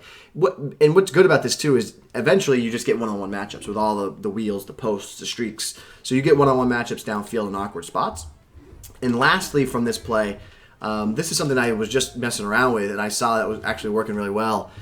This Doug Baldwin route. If you throw it to him, the second he cuts and then use an aggressive catch, you get that like rocket animation, like that jet animation. Watch. So take a look. Snap of the ball. He cuts here, and I throw it to him, and then he turns and puts his Gibbs down, flips it, and reverses it. And that's an animation that I haven't seen in a while, and it's just completely organic. That's an animation I haven't seen in quite some time. Take a look. He cuts and then hold Y, and look at that. And that's a low-rated. I mean, that's a great animal. It's an average-rated quarterback and wide receiver combo in play now, like play now ratings-wise. Right. My question is, if I possession it, no, he's not. It's got to be aggressive. But like that animation, what's good about it is that he stalls, like. In the defender like drifts away, so that's where it's like really like a cool route. If you get a big time receiver there, not a Doug Baldwin, so like right here, and see how he like stops and he turns in front of the defender and he like bodies the defender. Right. It's a very consistent animation that I've been seeing from this. So this kind of gives you like a bailout route to like last second like throw it to him. And I think there he just didn't have the height to get there. So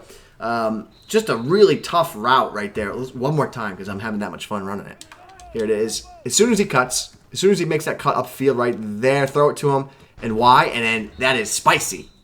That's spicy. Like, if you don't know what to do, if you guys got blanket coverage, that's an option. All right, so that's the Colts offensive playbook. Let's show them that formation one more time just so they know what play to come out in.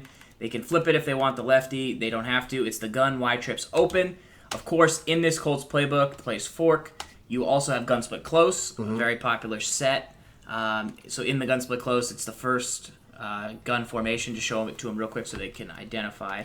So the first is the gun split close. You've got the halfback wheel, and you've got wide receiver corner to beat man. So halfback wheel for zone, wide receiver corner for man. If you go back out of this, you go to gun doubles. They don't have the best gun doubles, but they've got an inside zone. And if people are running Mike Scrape, you can call, where is it? PA divide shot. You can then either block the tight end or drag him, and then you can either like out the halfback, and then you want to drag the tight end or out the halfback, one or the other, and then block and mix it up. From there, you then have the gun white trips halfback weak, which has the shovel option and the inside zone.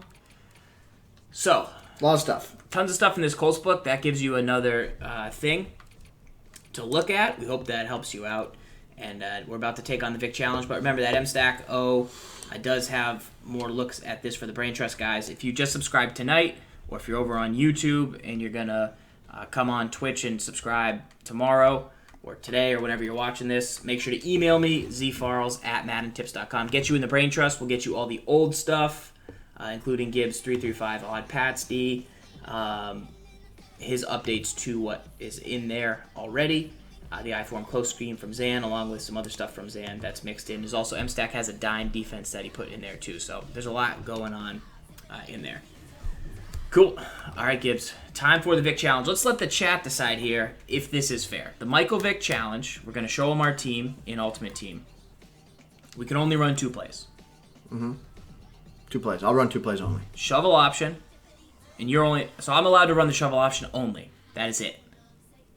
And Gibbs is allowed... No, you can run 1 pass play. Because I have a 1 passing play from Wildcat that I can run. You can run just the Wildcat. So you can run just the Wildcat. Just Wildcat. All plays from Wildcat. You can only run the Wildcat formation. I can only run the shovel option play.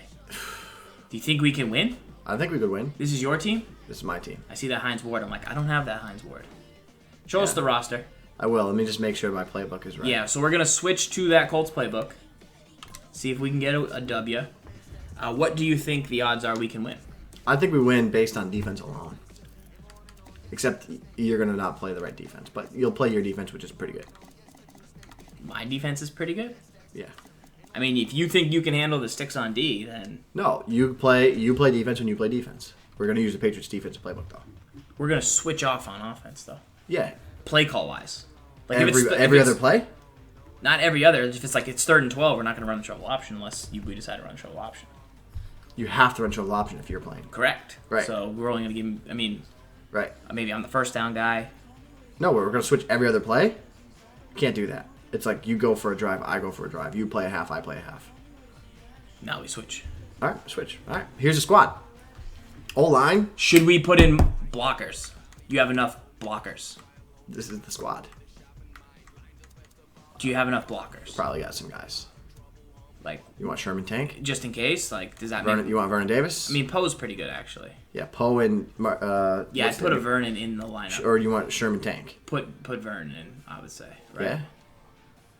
Yeah, he's a little bit better than Hines Ward at blocking. Yeah, and then I got Jim, that's it. That's all I got. And I got Gronk.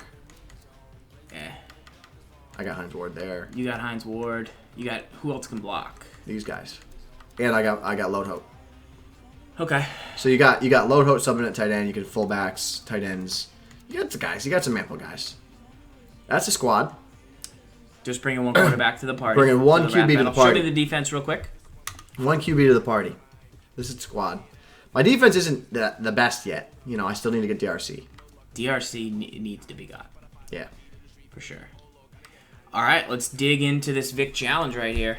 Anthony Barr. We have Barr. He's your user in Big 9146. Don't forget about him. Love it. Got to sub him in. Great user right there is Anthony Barr. We use Malcolm Smith in the middle. Shout out to everyone for coming out to This Week in Madden. We're about to kick off the game of the week. Appreciate those follows on the channel. We talked about the top 5 MUT quarterbacks. We gave ours. We gave our top 3. I'm on a win streak. Don't ruin this for me. Talked about that final edition Demaryius. All-rookie team. Gibbs, do you think there is an opportunity to make an all-rookie team in Madden that can really hang? Yeah. Are you kidding me? Really hang? By the time it comes out. Marcus Mariota is the second best quarterback in the game. Right, but we only got 5 players. Well, I mean, I guess you have other rookies that are rookies. Right. Like, you could consider... I'm thinking about based on the all-rookie team, but, like, you could also just make a team with rookies. Do you know what I'm saying? Yeah, I get what you're saying, yeah. But this Hunter... Not great. Literally one of the worst items I've ever seen. Yeah, not great. Go back to that. If there's anybody that is considering to get him, stop. He doesn't do anything. Go back to him. You made your point. I didn't make my point. He doesn't do anything. 6'5", 90 speed, end with 94 excel. 90 speed's pretty good, but he doesn't do anything. Where's your power move, finesse move? Where's your block shed? What do you do? What does he do? Drops into coverage. He's a D end. Clive Walford, not great. Not great. This guy, 87 outside backer, 93 excel, 94 hit power, 87 strength.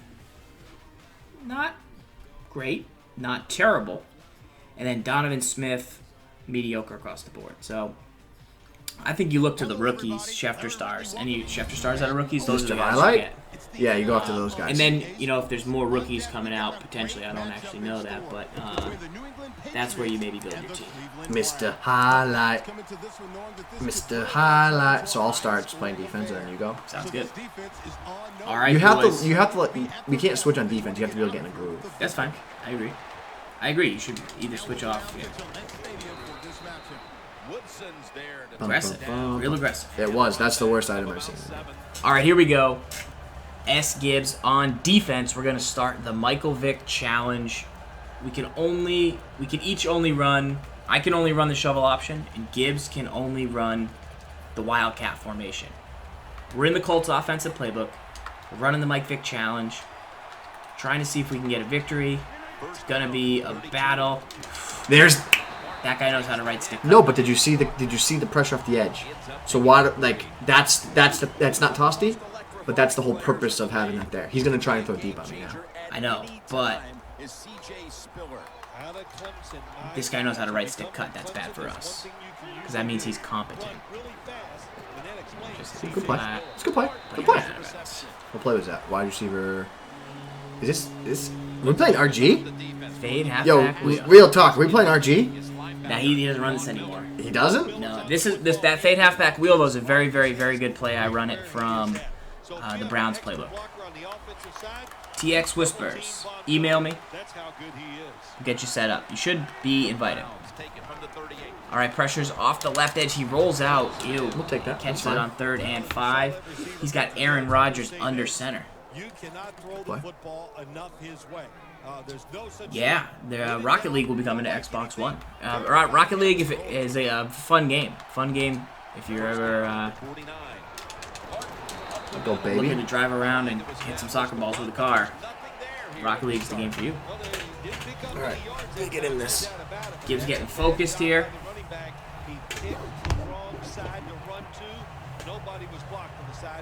About to hit this guy with the Michael Vick challenge. We got 99 Vick, and it's gonna be a battle.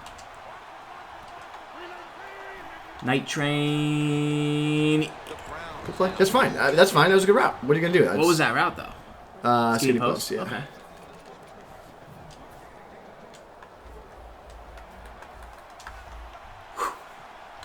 First and 10 here, 2:20 left. Handoff to Doug Martin. Picks up a couple. 3 carries right now for 8 yards. Doesn't it always work this way when you're trying to do an offensive challenge? The other guy comes out and he has the ball. You're on defense. Every time you want to do an offense. Every time you want to do like an offensive challenge, or anytime you want to try a new defender, you get the ball first, you score, they quit before you can even try out your new defensive guy. The challenge for Vick is to win the game. I can only run the shovel option when I have the controller, and Gibbs can only run the Wildcat when he has the controller. We've tried a Wildcat little scheme before, and it hasn't always worked. Eat that man. Player lock game would be a good challenge, Sanchez. I'm with you. I'm with you. All right. Lane. First down at the 26. Oh, he's got a crosser. He threw it though, and Woodson just missed clicking on and making the play. He's throwing that right off the back foot. I don't know if he senses the pressure or what, but little slant to the tight end on those PAs. Picked up a couple yards right now.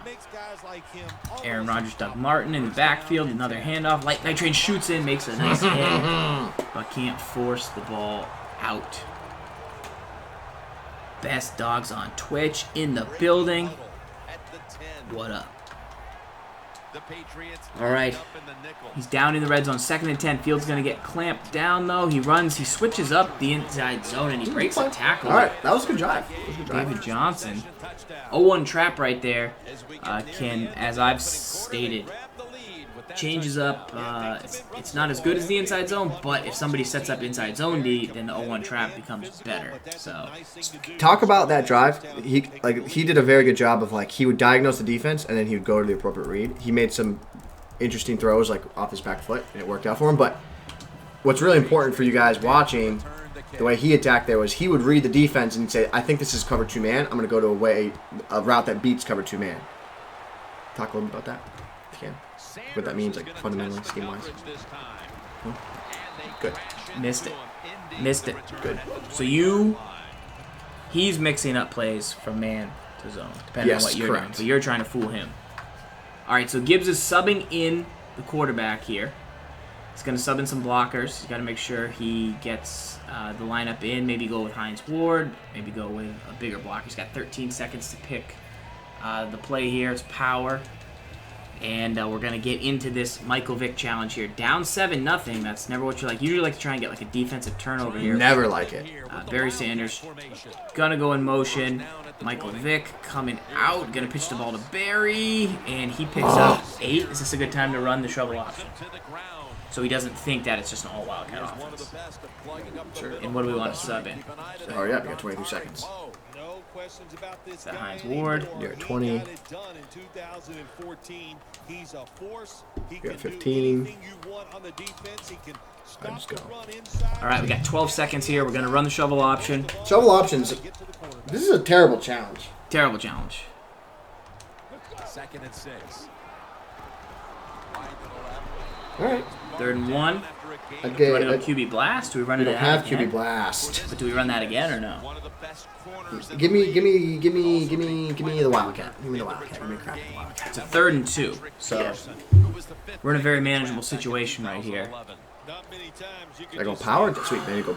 I think you go power. I don't think you hand it off, but I think this is terrifying. this is not going to be good. Like, what point does he start run committing? Right. Go for it? Yeah, absolutely. He's going to definitely run commit, right? Come on. Probably. Do you pass? Can you pass? But we do flip it on him. Okay. That's the type of guy I am. All right, 4th and 1 here. Vick challenge. Wildcat. He ran commit. We pitch it to Barry. We get a block from Vern, and we outrun Malcolm Smith, and Barry's going to get tackled. Yeah! Nice break there. Let's go. I got it. I'm still going again. You sure? Yeah. You pass here? Huh? Do you pass here? Absolutely Do pass you have to here. like sub guys in or no? No. Let's go. Type 1 in the chat. That was a dope play. That was big. That was big. 4th and 1. Poe or Ward? Dot. Hines Ward, touchdown. Let's go. I called the dot before he even completed it. Should I play D? Huh? I'll play D. Sure. I'll play D because I was in the groove there. Chicken groove that. Great groove, Gibbs. Oh, yeah? You didn't let up 8. Let's go. I called a dot upon his Rex before. Here's the other thing you can do. If you call the Wildcat pass, you can then scramble the Vick. The Patriots getting ready for the kickoff. It's not great. And then, but real talk though, we're gonna get a hit stick fumble here, and it's gonna change the momentum of the We game. need it. We need it. I put Anthony Barr where 53 is, and I don't get any hit sticks yet, but I'm working on it. It's tough. Shout out to Uncle Momo, even though tossing 2 deep, man, it's tough. Fly Eagles fly, it's tough for sure. Yeah, so we're using the backup quarterback package with Vick, but since we only have 3 seconds, and since we only have 1 quarterback, it just puts Vick in there for us. All right, trying to set up this advanced 2-man under defense. This is the fade halfback wheel formation. It's not going to be a run play. It's going to be the wheel to the right, outside deep right. Yep. Okay, breaks it up. Luke Kuechly. Yeah, Doug Martin shouldn't be outrunning. I mean, he could outrun Luke, but not outrunning too much. Do you put in? We got the 3-3-5 odd exhausted is very, very good because it allows you to call zone coverage with pressure right, zone coverage with pressure left, and then call the same 2-man coverage but not know what your opponent doesn't really know necessarily what you in. So Gibbs is in zone here. The last play he was in man, and his opponent, might get mixed up. I'm doubling the post over the middle of the field if he runs play action. Let's go! Good D, baby! Let's go. That's good D. Corner strike, so Gibbs is in cover 2. Now it's 3rd and 10. We got that famous Patriots horn going, and we need a big play. He's gonna throw. He's gonna throw the curl on the left. Oh, he's got the seam. Did he lurk? Gets there. Did he? Okay, real talk.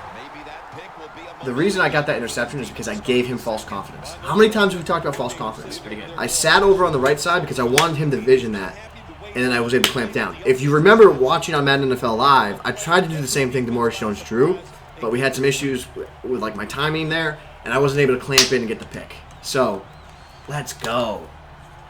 Did he lurk it? Did he lurk it? I put my games down for the. That was a pretty good lurk. All right, so RB is going to be the pitch man here. Here in the second quarter, the score's 7-7. First down at the 43. Okay, we got no yards there. Not good. Wildcat's a staple of what we got, baby. Wildcat. Wild man. Boom, boom, boom. I stay in 3-5 odd all game. Did he lurk it? Did he lurk it? All right, we got to get into field goal range at least here. I got you. Oh, it's... I want it up the middle, yeah. Yeah, if you had went wide, he went to the pitch man, so you got to obviously pass here, right? Pitch man. No. You run power? Yeah, actually not. Pitch man. We're at the 43. He's gonna think I'm passing. We got McManus. What can we hit? Got this. Did he lurk it? He's gonna have to sit on the pass. Oh, it's there. Get there, though. Ah, Barry. I say we go Get for to it. 42. Let's no, hurry up, field goal, Just trust me, hurry up, just trust me. Not punt, because we're gonna get 2-minute warning. We're gonna get a free look at the kick meter. I need you to be quicker. You said with 6 seconds you go fiddle. I thought you were saying figgle. Get your brain working. I'll kick a field goal and then I'll call timeout if I have to. Okay, we can watch timeout. Yeah, can't take him home. Power meter all the way down. Can't hit it. I mean, you can't. Can't hit it with you. 4 mile an hour wind. You can't hit it. Grill piece. I say we go for it, or do we punt him? We punt. He's gonna go. He's gonna go cover 4, so I can't scramble because a zone will come get me. Punt it? No. Let's wild. Punt it. We're at midfield. Punt it. I think you punt it. Yeah, my D's been good. You punt it. You're better punter. Oh yeah. You punt it. It honestly sounded like you said figgle, and I didn't know what figgle was. That's why I froze. You were going figgle. I don't know what that means. Like, you better show up here. Ooh, not great. Not my best. Not bad. Good punt. Oh, not your best? No, the 2? The 1's my best. The two is not my best. Huddy John, yes. You sent me an email. I'll get you every Brain Trust update after the show. And then moving forward, you'll find them in your Twitch inbox. So on this weekend, you'll find the new budget list there. Could be toss, could be fullback dive. We don't know. Fullback dive. Oh, I baptized that guy. That's Christian McCoy. Did he lurk it? Did he lurk it? I want him to throw in a double coverage here, so I have to bring a safety up to make him think. So DJ Sally Sal, it's a tough question. I mean, it's an easy question if you just run the zone version. You probably want Sean Taylor. Who's the? There's call timeout. Time. I need you here. Not yet. There's like a new version of Sean Taylor. Who was it? His ratings are basically the same. You can blitz him off the edge and save some coins. We recommended him a couple shows ago. I'll try and think of who it is. After that last carry, it's 3rd and 3. Night Train Lane, if you can afford it. I can put together the optimal lineup.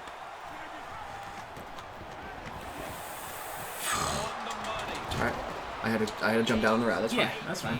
Third catch today so far.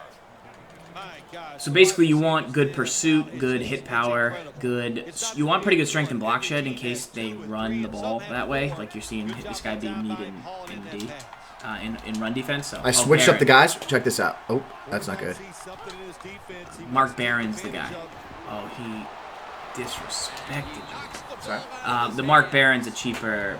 Well, sometimes when you have a talented receiver, you just got to put up plays like that. He might drop a few, but when he does. Also, the other guy that came out, who I actually really like, is Rodney McLeod, the new final edition that came out today. It's pretty legit. But you want to sort by strength if you can. You want to get a little bit of extra strength in there. Oh, Darian Stewart is also... Yeah, Darian Stewart's really, really good, too. The new one that came out. I think it's Super Bowl. Maybe Team of the Week. From 94 Mariota, I mean, I think 250, if that's a price you can find him for, is legit. He's going to be the cheapest quarterback in the game by a lot at that level. Okay. I'm out? No. Yeah. Not really. No. Because you can't really... Yeah, you could. He already called him. Did he? Yeah. Alright, now you need to get a stop. Mapster Gamer's big on this Trey Boston play ball. He's big on it. I like it, Matty. Gotta take a stand for something. Any good non-user left outside linebacker? Yeah, pass rush for Von Miller is your guy. Freeze Clowney's pretty good. But you'd have to user him. He's still pretty good without user. Derek Brooks, the cheap Derek Brooks. Really good. Depends what you need them for specifically.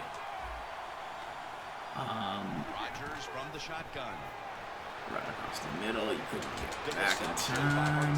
Just worried about the stall route. Halfback Cam Newton. I don't see it. I don't really see it. I think not at this time. I mean, there's a halfback pass, and I think the Niners formation, but it's not good. The corners are going to meet the and every halfback's pretty much better. PA. Nice job. Way to get deep. Perfect. Oh, Perfect's good. There's a Football Outsiders Perfect that came out. It's pretty dope. What's up, Camo? 2nd and 10, 22 seconds left. Vick challenge tied 7-7. Doesn't like what he sees on the defensive side, so he is changing Stay mouse. to the receivers by giving him hand signals. Gets a couple. Wonderful execution this drive when you get a chance to get out of Cap Salad, cover 4 drop is a good defense if you know how to contain, if you know how to spy, if you know how to use the middle, if you know how to make adjustments to get those flats in the purples or shade them over the top to get them to back up or shade them underneath to get them to drop tight. Cover 4 drop's a good start of a good defense. It's the start of a good shell with the right players, but on its own, it's not a great, inherently great defense. Dropped it. I got there half second late. When we met with the offensive coordinator this week, Phil, I'm sure they had no idea that their game plan would Yeah, new Telvin Smith will be good. Oh, I'm sure of that. He would be a cool final addition. When did you start saying dope so much as Golden Glover? Dope? Yeah, it's dope. That is dope. Dope, bro. Does this guy have 99 punts? Nope. Yeah. Pretty good. 12. Wow. 12? Yuck. Might as well just kick it out of that. The Patriots offense is on the field, hoping to erase the memory of their last Forms. I'm looking for my teardown. unproductive a quick 3 and out. No, we're playing some guy named Mr. Highlight. Yeah, this is a real guy. It's all Madden. All Madden rank 1. Little Michael Vick challenge. This is going to be tough on the offense. Oh, yeah. Go. Oh, go. The Patriots He's trying to take away the pitch guy. timeouts. Jump man. Can you sub somebody in? Can you hot route this or no? No, alright. Jump man. I almost crib shotted that. Crib it. First Crib it. here after the run. Jump man. Skier, I would say the...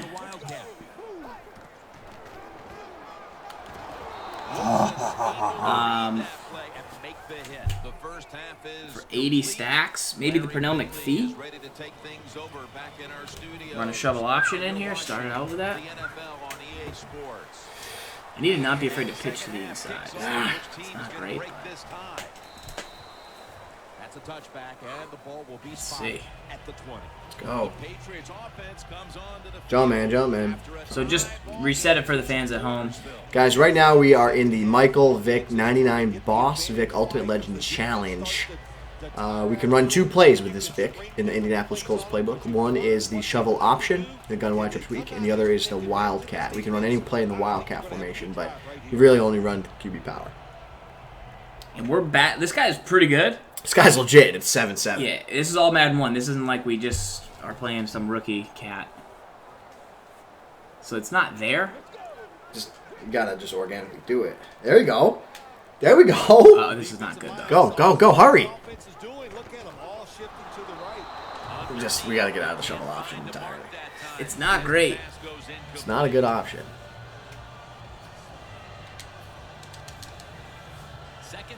XG. No, we don't get any passes. We can't change it now. We just can't. Yeah, we can't audible to a pass. I would have audible to the inside zone right there, obviously. Dotopotamus. I am just dotopotamusing people right now. Let's go. Let's go. So, yeah, I think you want to stay wide, but not pitch it, depending on what his user is. Yeah, it's like its own version of the P. If he goes to pitch man, I just take it with Vick every time. He's in such a mental pretzel because he's like, what do I do? Do I just watch this? I might try something different here. Oh, guys, you can't fake pitch it. You can't fake pitch it. You can't. Oh, you can't? I just did for 7 yards. Alright, I like it though. We need this dub, kid. You're on a 4-game win streak. Dub. All right, if he run commits, I'm just blind throwing to Vernon Davis. If he run commits. So you just blind throw. Dang it! I'm gonna blind throw to Vernon Davis to run commits. If he doesn't run commit, I'm gonna blind throw to Hines for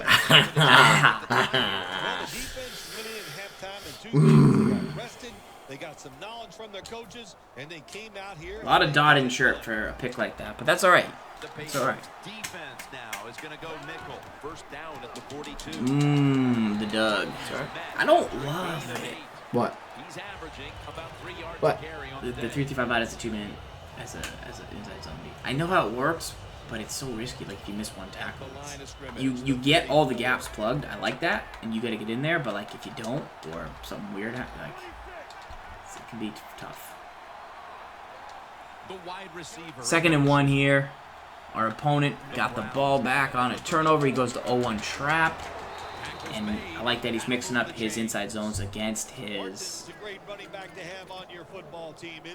0-1 traps. Generico, what's a good defense to come out in the Patriots defensive playbook? Big dime 1-4-6, cover 2-man, or nickel 3-5 odd. Screen pass. Cover 2 though, bro. The Browns are hoping to pull this one out. It's a tie game. For 3-4 is good run stopping adjustment to pinch the D-line and spread the backers. Yeah, I wouldn't pinch the D-line. I would just leave them the same, but I would consider spreading my linebackers. You want to funnel everything outside to inside. So you want to not let people get to the edge because you're never going to break a 80-yard run up the middle if they got to go back inside. Like, on just a straight run up the middle. Yeah, Chiefs though is very good, Levante. There's stuff in the brain trust for it, for the Chiefs though.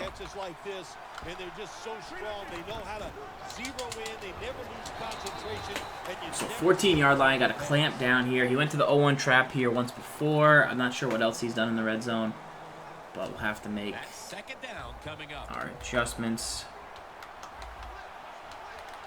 Let's see if that's what he does.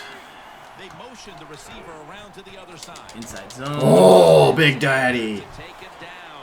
XD Train is saying tell Gibbs to come out in power and press X and press the right stick up or down to auto.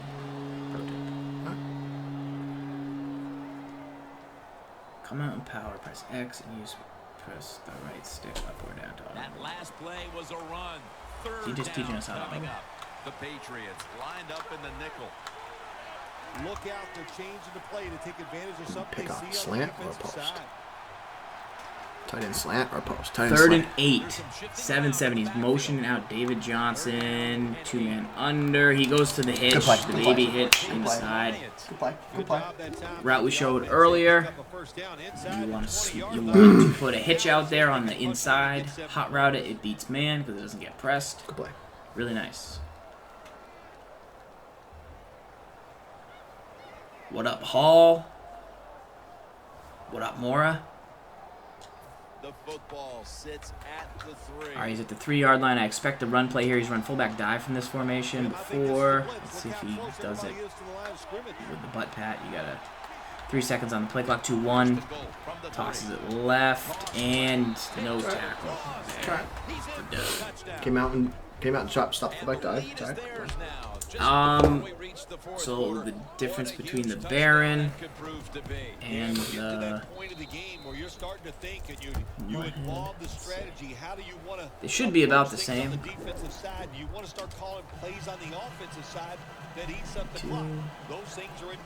Neutron, yeah, this will be archived. Oh, shout. Baron and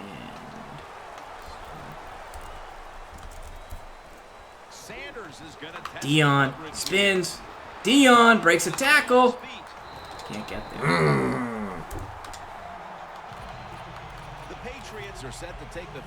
The FO Stewart's a little better. They're very, very close. Yeah, it's basically going to come down to price. If the Stewart doesn't have the 96 hit power, I'd take the Baron.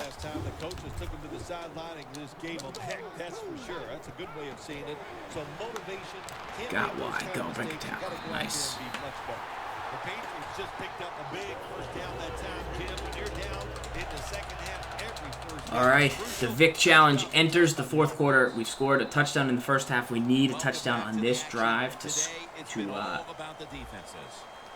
lock this thing up at 14. This is terrifying. We're only able to run the Wildcat with Michael Vick. First round pick like Michael Vick.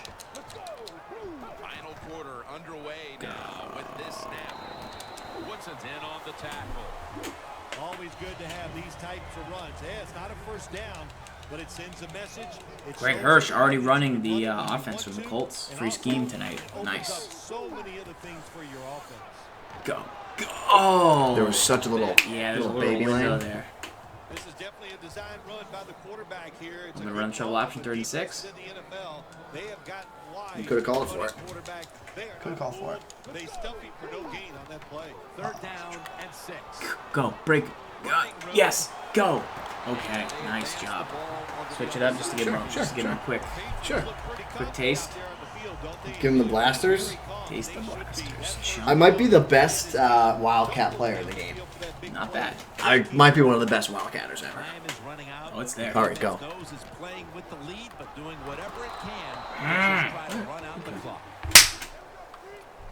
Not there.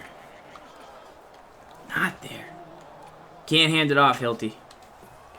Oh, you're saying hand it off on the power? We can't. Yeah, we can, but you could, but then you can't pitch it. Right, that's the whole point. The pitches is, and he's blowing that run up. Yeah,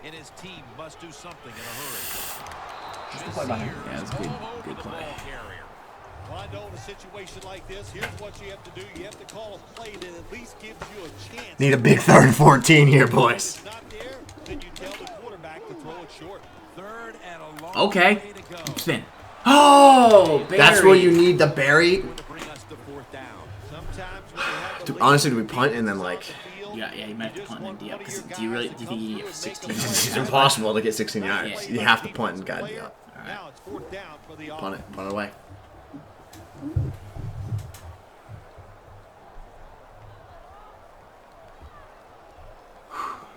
And the Patriots are going to punt it.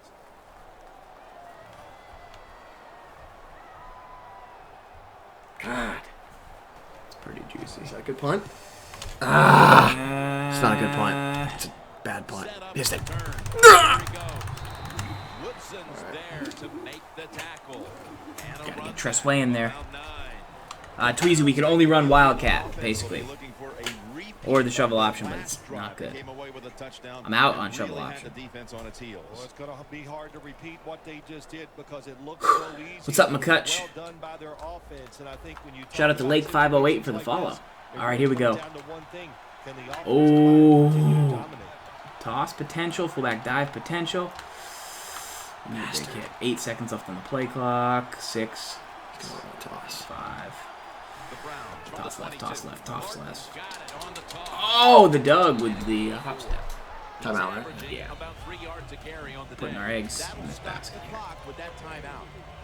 He's absolutely going to run that again. And it'll be second down and 6 after the I running would. play on first downs. Pretty The difficult. Patriots with Let's see a if he nickel quick hikes look here before on dive. He doesn't have it. He doesn't have it. Good D. Let's go. Timeout. One more. All right, third down for the game here. I think he's going to be cute. I think he's going to try and win the game. I think if you're this guy, you punt on third down because your opponent's only running. And you're going to get a great review. Shoe for OSU, yeah. So I've reviewed the cards. Wait, stop talking. It's game time. It'll be third down. This has got to be a blitz. Look how everybody's crowding the line of scrimmage.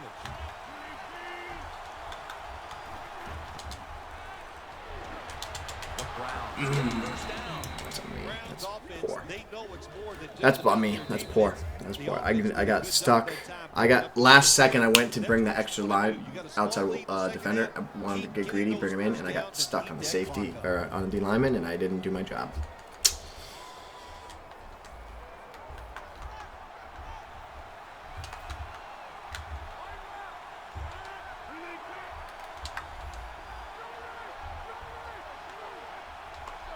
Big hit. We need a big hit. The Browns from the 37. Let him go. Lane's going to make the tackle. when you run the football like this and You fought. show toughness, there is no doubt when you Go. He's going to give us another shot. Let's go. ball down the field, Crack him. the quarterback's gonna have all the Weirder things have happened. Fullback dive deal. Let's go. second down. Crush him.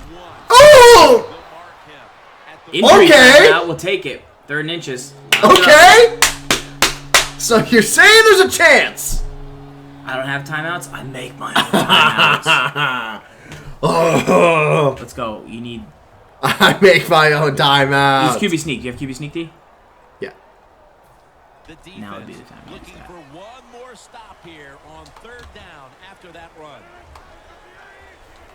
Go. Go. Oh, you were in there. I know he didn't tackle. He's taken down, but The question is, do I have QB sneak D? The answer is yes, but it That was a didn't good work. call by the offensive coach that time. That's One all right. first down to Valiant win this effort. game to seal things up. He makes the right call, and they get a big first down.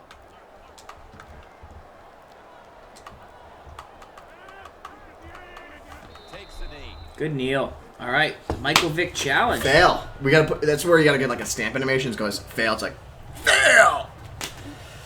Valiant effort to Mr. Highlight. Good game. Good game. That was pretty good. That guy was good. We fought. We only lost. We lost 14-7. Still can't believe. I gotta go back at the tape. Let's take a look at the tape. I gotta Footage. know that. You gotta know that, We Gibbs. needed that field goal before the half. Yeah. That was. That 2-minute warning field goal hurt us. It did. You like to put up points, but when you got to win in a low-scoring Dang. game, how did it feel? Felt great. Put myself in my own You're mental the pretzel. quarterback of the NFL team. What Just rings like in your head the here? coach. When it's over, What rings in my head is the what'd you do? play where he got the first down. Like, I didn't give myself a chance. I didn't even give myself a chance. What were you thinking? What were you not ready for? I was ready. I didn't do two things that I'm really upset about. I didn't pass commit, which I should have done because I shouldn't allow myself to get the play action fake. And I got caught using the D lineman, like someone in the interior. Like, I got greedy because I had two guys on the right. One was a blitzer, one was manned up on the halfback. I should have just given him the halfback. I should have left him out there. I wanted him inside for extra run support in case he ran the ball, but Shout out to Smooth Jules for the follow. We're gonna take a look here at the Michael Vick challenge, see what went wrong. oh, Mr. Highlight's in here.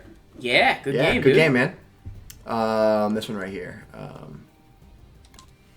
Would have rather played a normal one. So here's what happened. So I'm trying to get to him. Yeah.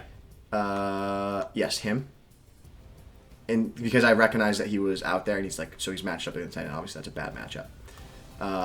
And I'm caught on me and Joe Green, and that's not Right. good. And I left. You could have dropped over the middle. Right. So I sent the double edge. Right. To cover two man, and I was going to just play mono up in the face of the belly, eye of the defense right there.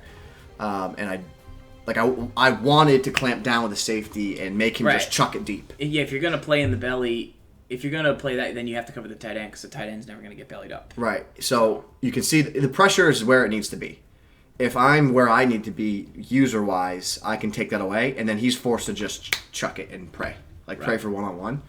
But I did a poor job. I got stuck. That's where, we say all the time, your setups are so important.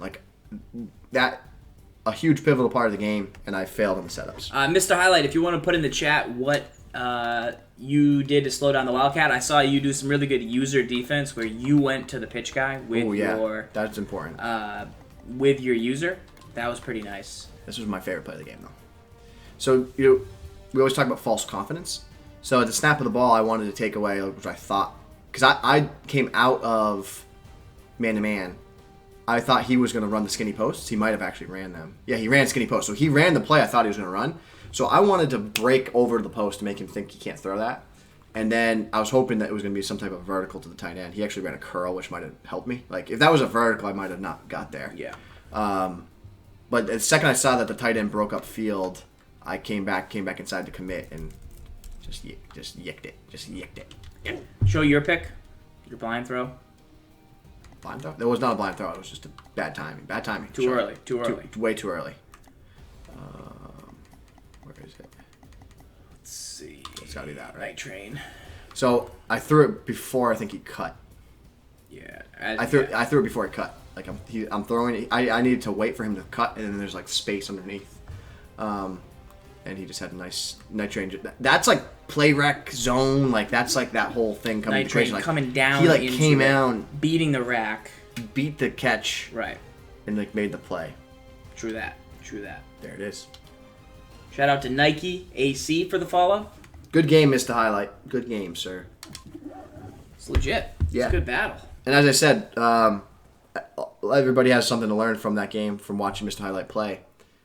Great job of he would try to recognize and understand what the defense was, and then he ran a play appropriately off of that. And that is the right way. That's the way you're trending in the right direction to become a better Madden player. Yeah. He's diagnosed. Okay, this is cover 2-man. I'm going to go to my plays that beat cover 2-man. He's not just forcing a play down your throat. Right. Well, when you see that so often. The other big takeaway for Mr. Highlight is the first play of the game. He came out, he ran inside zone, and he tried the right stick cut to the right. Yeah. Which you instantly know, okay, this guy knows that he's capable of cutting to the right stick against inside zone. Puts that in my wheelhouse. If I don't appropriately defend this play, it's going to be a long night. He also ran a halfback wheel, so now you can't just bring that guy over from the right side of the screen and get in the middle. So he had that going on. He knew he was smart enough. Hey, this guy's kind of stopping my inside zone a little bit, so let me run an 0-1 trap. When I get in the red zone, it changes up the gaps. It messes with his user a little bit. It's good for 1 or 2 plays a game when they're stopping your inside zone. So he did good things to change. And if we had just called, if we just ran into a random player in rookie, we would have probably won that game. And they probably would have been like, Wildcat's the worst. It's dumb. Right. But he was able to take the pitch away and slow it down. So yeah, but that's also part of the fun of Madden. Why not do a challenge like that? Change things up. It's kind of fun. And you got a boss Vick. Here's the other thing, right? It goes to two things there. You could look at it and say, oh, Wildcat's overpowered, or right. It proves that Wildcat number 1 isn't overpowered. It proves that just running with Vick isn't overpowered because we clearly only could score 7 points. I'm since I got the Vick, I'm 1-3.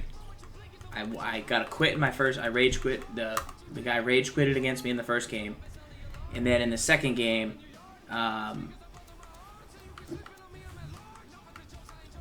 tied the game, went to overtime. Been in every game, but it's I'm trying to figure out my identity with the Vick. Do I want to run the ball? Do I want to mix in the Wildcat? Do I need to? Do I go to the shovel option because it's fun, or it's just not that good anymore? Look at Kuechly's speed real quick for me. The Luke matched up with 88. What's the Malcolm? Malcolm Smith. It's Derek Brooks is fire. Malcolm, I think, has 93, 94. Where's he gonna be? There he is. 94. Show me Kuechly. Show me their man coverage, zone coverage. So these two defenders, one 84 man, switch 'em. 88 zone from Malcolm Smith. And Kuechly has, I think, high zone, but not high man, if I had to guess. But the play rec's 97. Pursuit's 100. Okay, yeah, I got to get Kuechly out of there. Let me see that. That's Yeah. He's not in the right spot. Because you're calling a lot of man. I need to switch Brooks. I need to have Brooks be where Smith is. So. And you're trying to set your defense up for the 3-3-5 so that you Specifically, have high man, high zone coverage guys in the right spots. Yeah. Is DeRay Lewis play for your team? I want to go 3-4, yeah. He's a run stopper for you? Or? Yeah. You think the James Harrison's still that dude? No, I'm Just subbing him in for the moment. So you want Kuechly, Brooks, Malcolm Smith. The Brooks is great because if he's off the edge, he's going to be really good in coverage. I want Brooks, and I want to put Brooks 1. He'll be matched up against tight ends. That's what I originally wanted. And Across the middle. I thought he was like that, and now Kuechly will be inside, so he'll be matched up against... MQ Meridia. Sometimes when you're playing All Madden 1, you will sometimes run into players from like All Pro. I think it starts trying to match you in All Madden, and then it might go one tier lower until it finds a game for you. But generally, you're always competing against good times. You know what I might do? Robbyist, I gotta be honest, I haven't rage quit since like playing my dad in like NCAA 97. I don't rage quit. I sit there and I take the loss. I've lost a couple blowouts this year. Sometimes the game doesn't go your way, and sometimes when it starts going your way, it doesn't go in your way. It just gets worse and worse and worse. And gotta just sit there to see what you can learn from it. It's probably the least fun thing I do. Get blown out while you're streaming. There's nothing worse. It's so bad. It stinks. But thankfully it doesn't happen too often. I'm gonna go that. But I think you gotta just take your medicine. I mean, the Kuechly's good. I worry Philly about Chew, the best quarterback under 100K is either 88 Mariota or, dude, the Tony Romo style, the 92 for 25 stacks is filthy. I know, it's still very Dude, good. he's filthy. Take a look at him. It's crazy. Look what he's got. The style's always really good. Yeah. 93 short, 92 medium, 94 deep, 94 throw power. That's crazy. For Best value. For 17 stacks, One if of you're the just best starting values. your team. If you're just starting your team. Best value in the game. He's so probably. good. Yeah. So. The styles are always good. Like, especially the first styles, like Glover Quinn. Still, what's Glover Quinn? Quinn's good. He just got a new item. So. Right, but we're talking the bait. We're talking his style. Yeah. Like, his style, Glover Quinn, for 30K right now, He parties. still one of the best in the game. Still one of the best to do it. Glover Quinn parties hard. I'm going to rock this new lineup. Ray Lewis, more speed. Doesn't have the same zone. What's his man? I gotta really monitor like the speed versus man, see how Yeah, that he's works. fast. He has 92 speed, but Right, 69. Like that's really bad. yeah, he's I'm just gonna try him and see how the speed works. 95 block shed's dope. Yeah, and then Brooks will be matched up against that slot, and then Smith. Yeah, so it'll be Lewis and Brooks. Yeah. I think you start with the Doug Martin just because he's less expensive. If he is less expensive, that's where you go. He seems to be pretty good. People really like him, so I'd give him a shot. I think this Terrell Davis is good, but Jay Knowles vouching for Ray Lewis in the 335 odd. Yeah. All right, boys. All right. That is it for this week in Madden, guys. For the Brain Trust, email me if you sub tonight. cfarles@maddentips.com. We'll get you set up for all of our subs in there. Shout out to everyone for the support on that front. We've got a new budget list coming out tonight. We go live every Wednesday night at 8. We gave away the free scheme tonight. Did a little Vick challenge. We talked about the top 5 running quarterbacks, or the top 5 quarterbacks overall. We talked about stop and toss. There's a lot on this show to go back and look at. So youtube.com/zfarles tomorrow will be the place where this show's on there. Shout out to Jay Reed Vick. Any other questions in the chat? I'm gonna end the stream, but then for 10 minutes, we'll sit in the chat here. We'll answer your questions. So if you have questions, send us those. People are asking about card reviews. player reviews, item reviews, all that jazz. I have done most of the items this week on that YouTube channel, but also on the MUTcast. You can just search MUTcast on iTunes, subscribe there. And the most recent episode will be in the chat. That's where we talked about all of the items. If not on YouTube, on the MUTcast. So, shout out to you dudes. We'll see you next Wednesday. We'll answer your questions in the chat now, so type them in if you're there. And if you're on YouTube, you can ask your questions on there also. All right, gentlemen.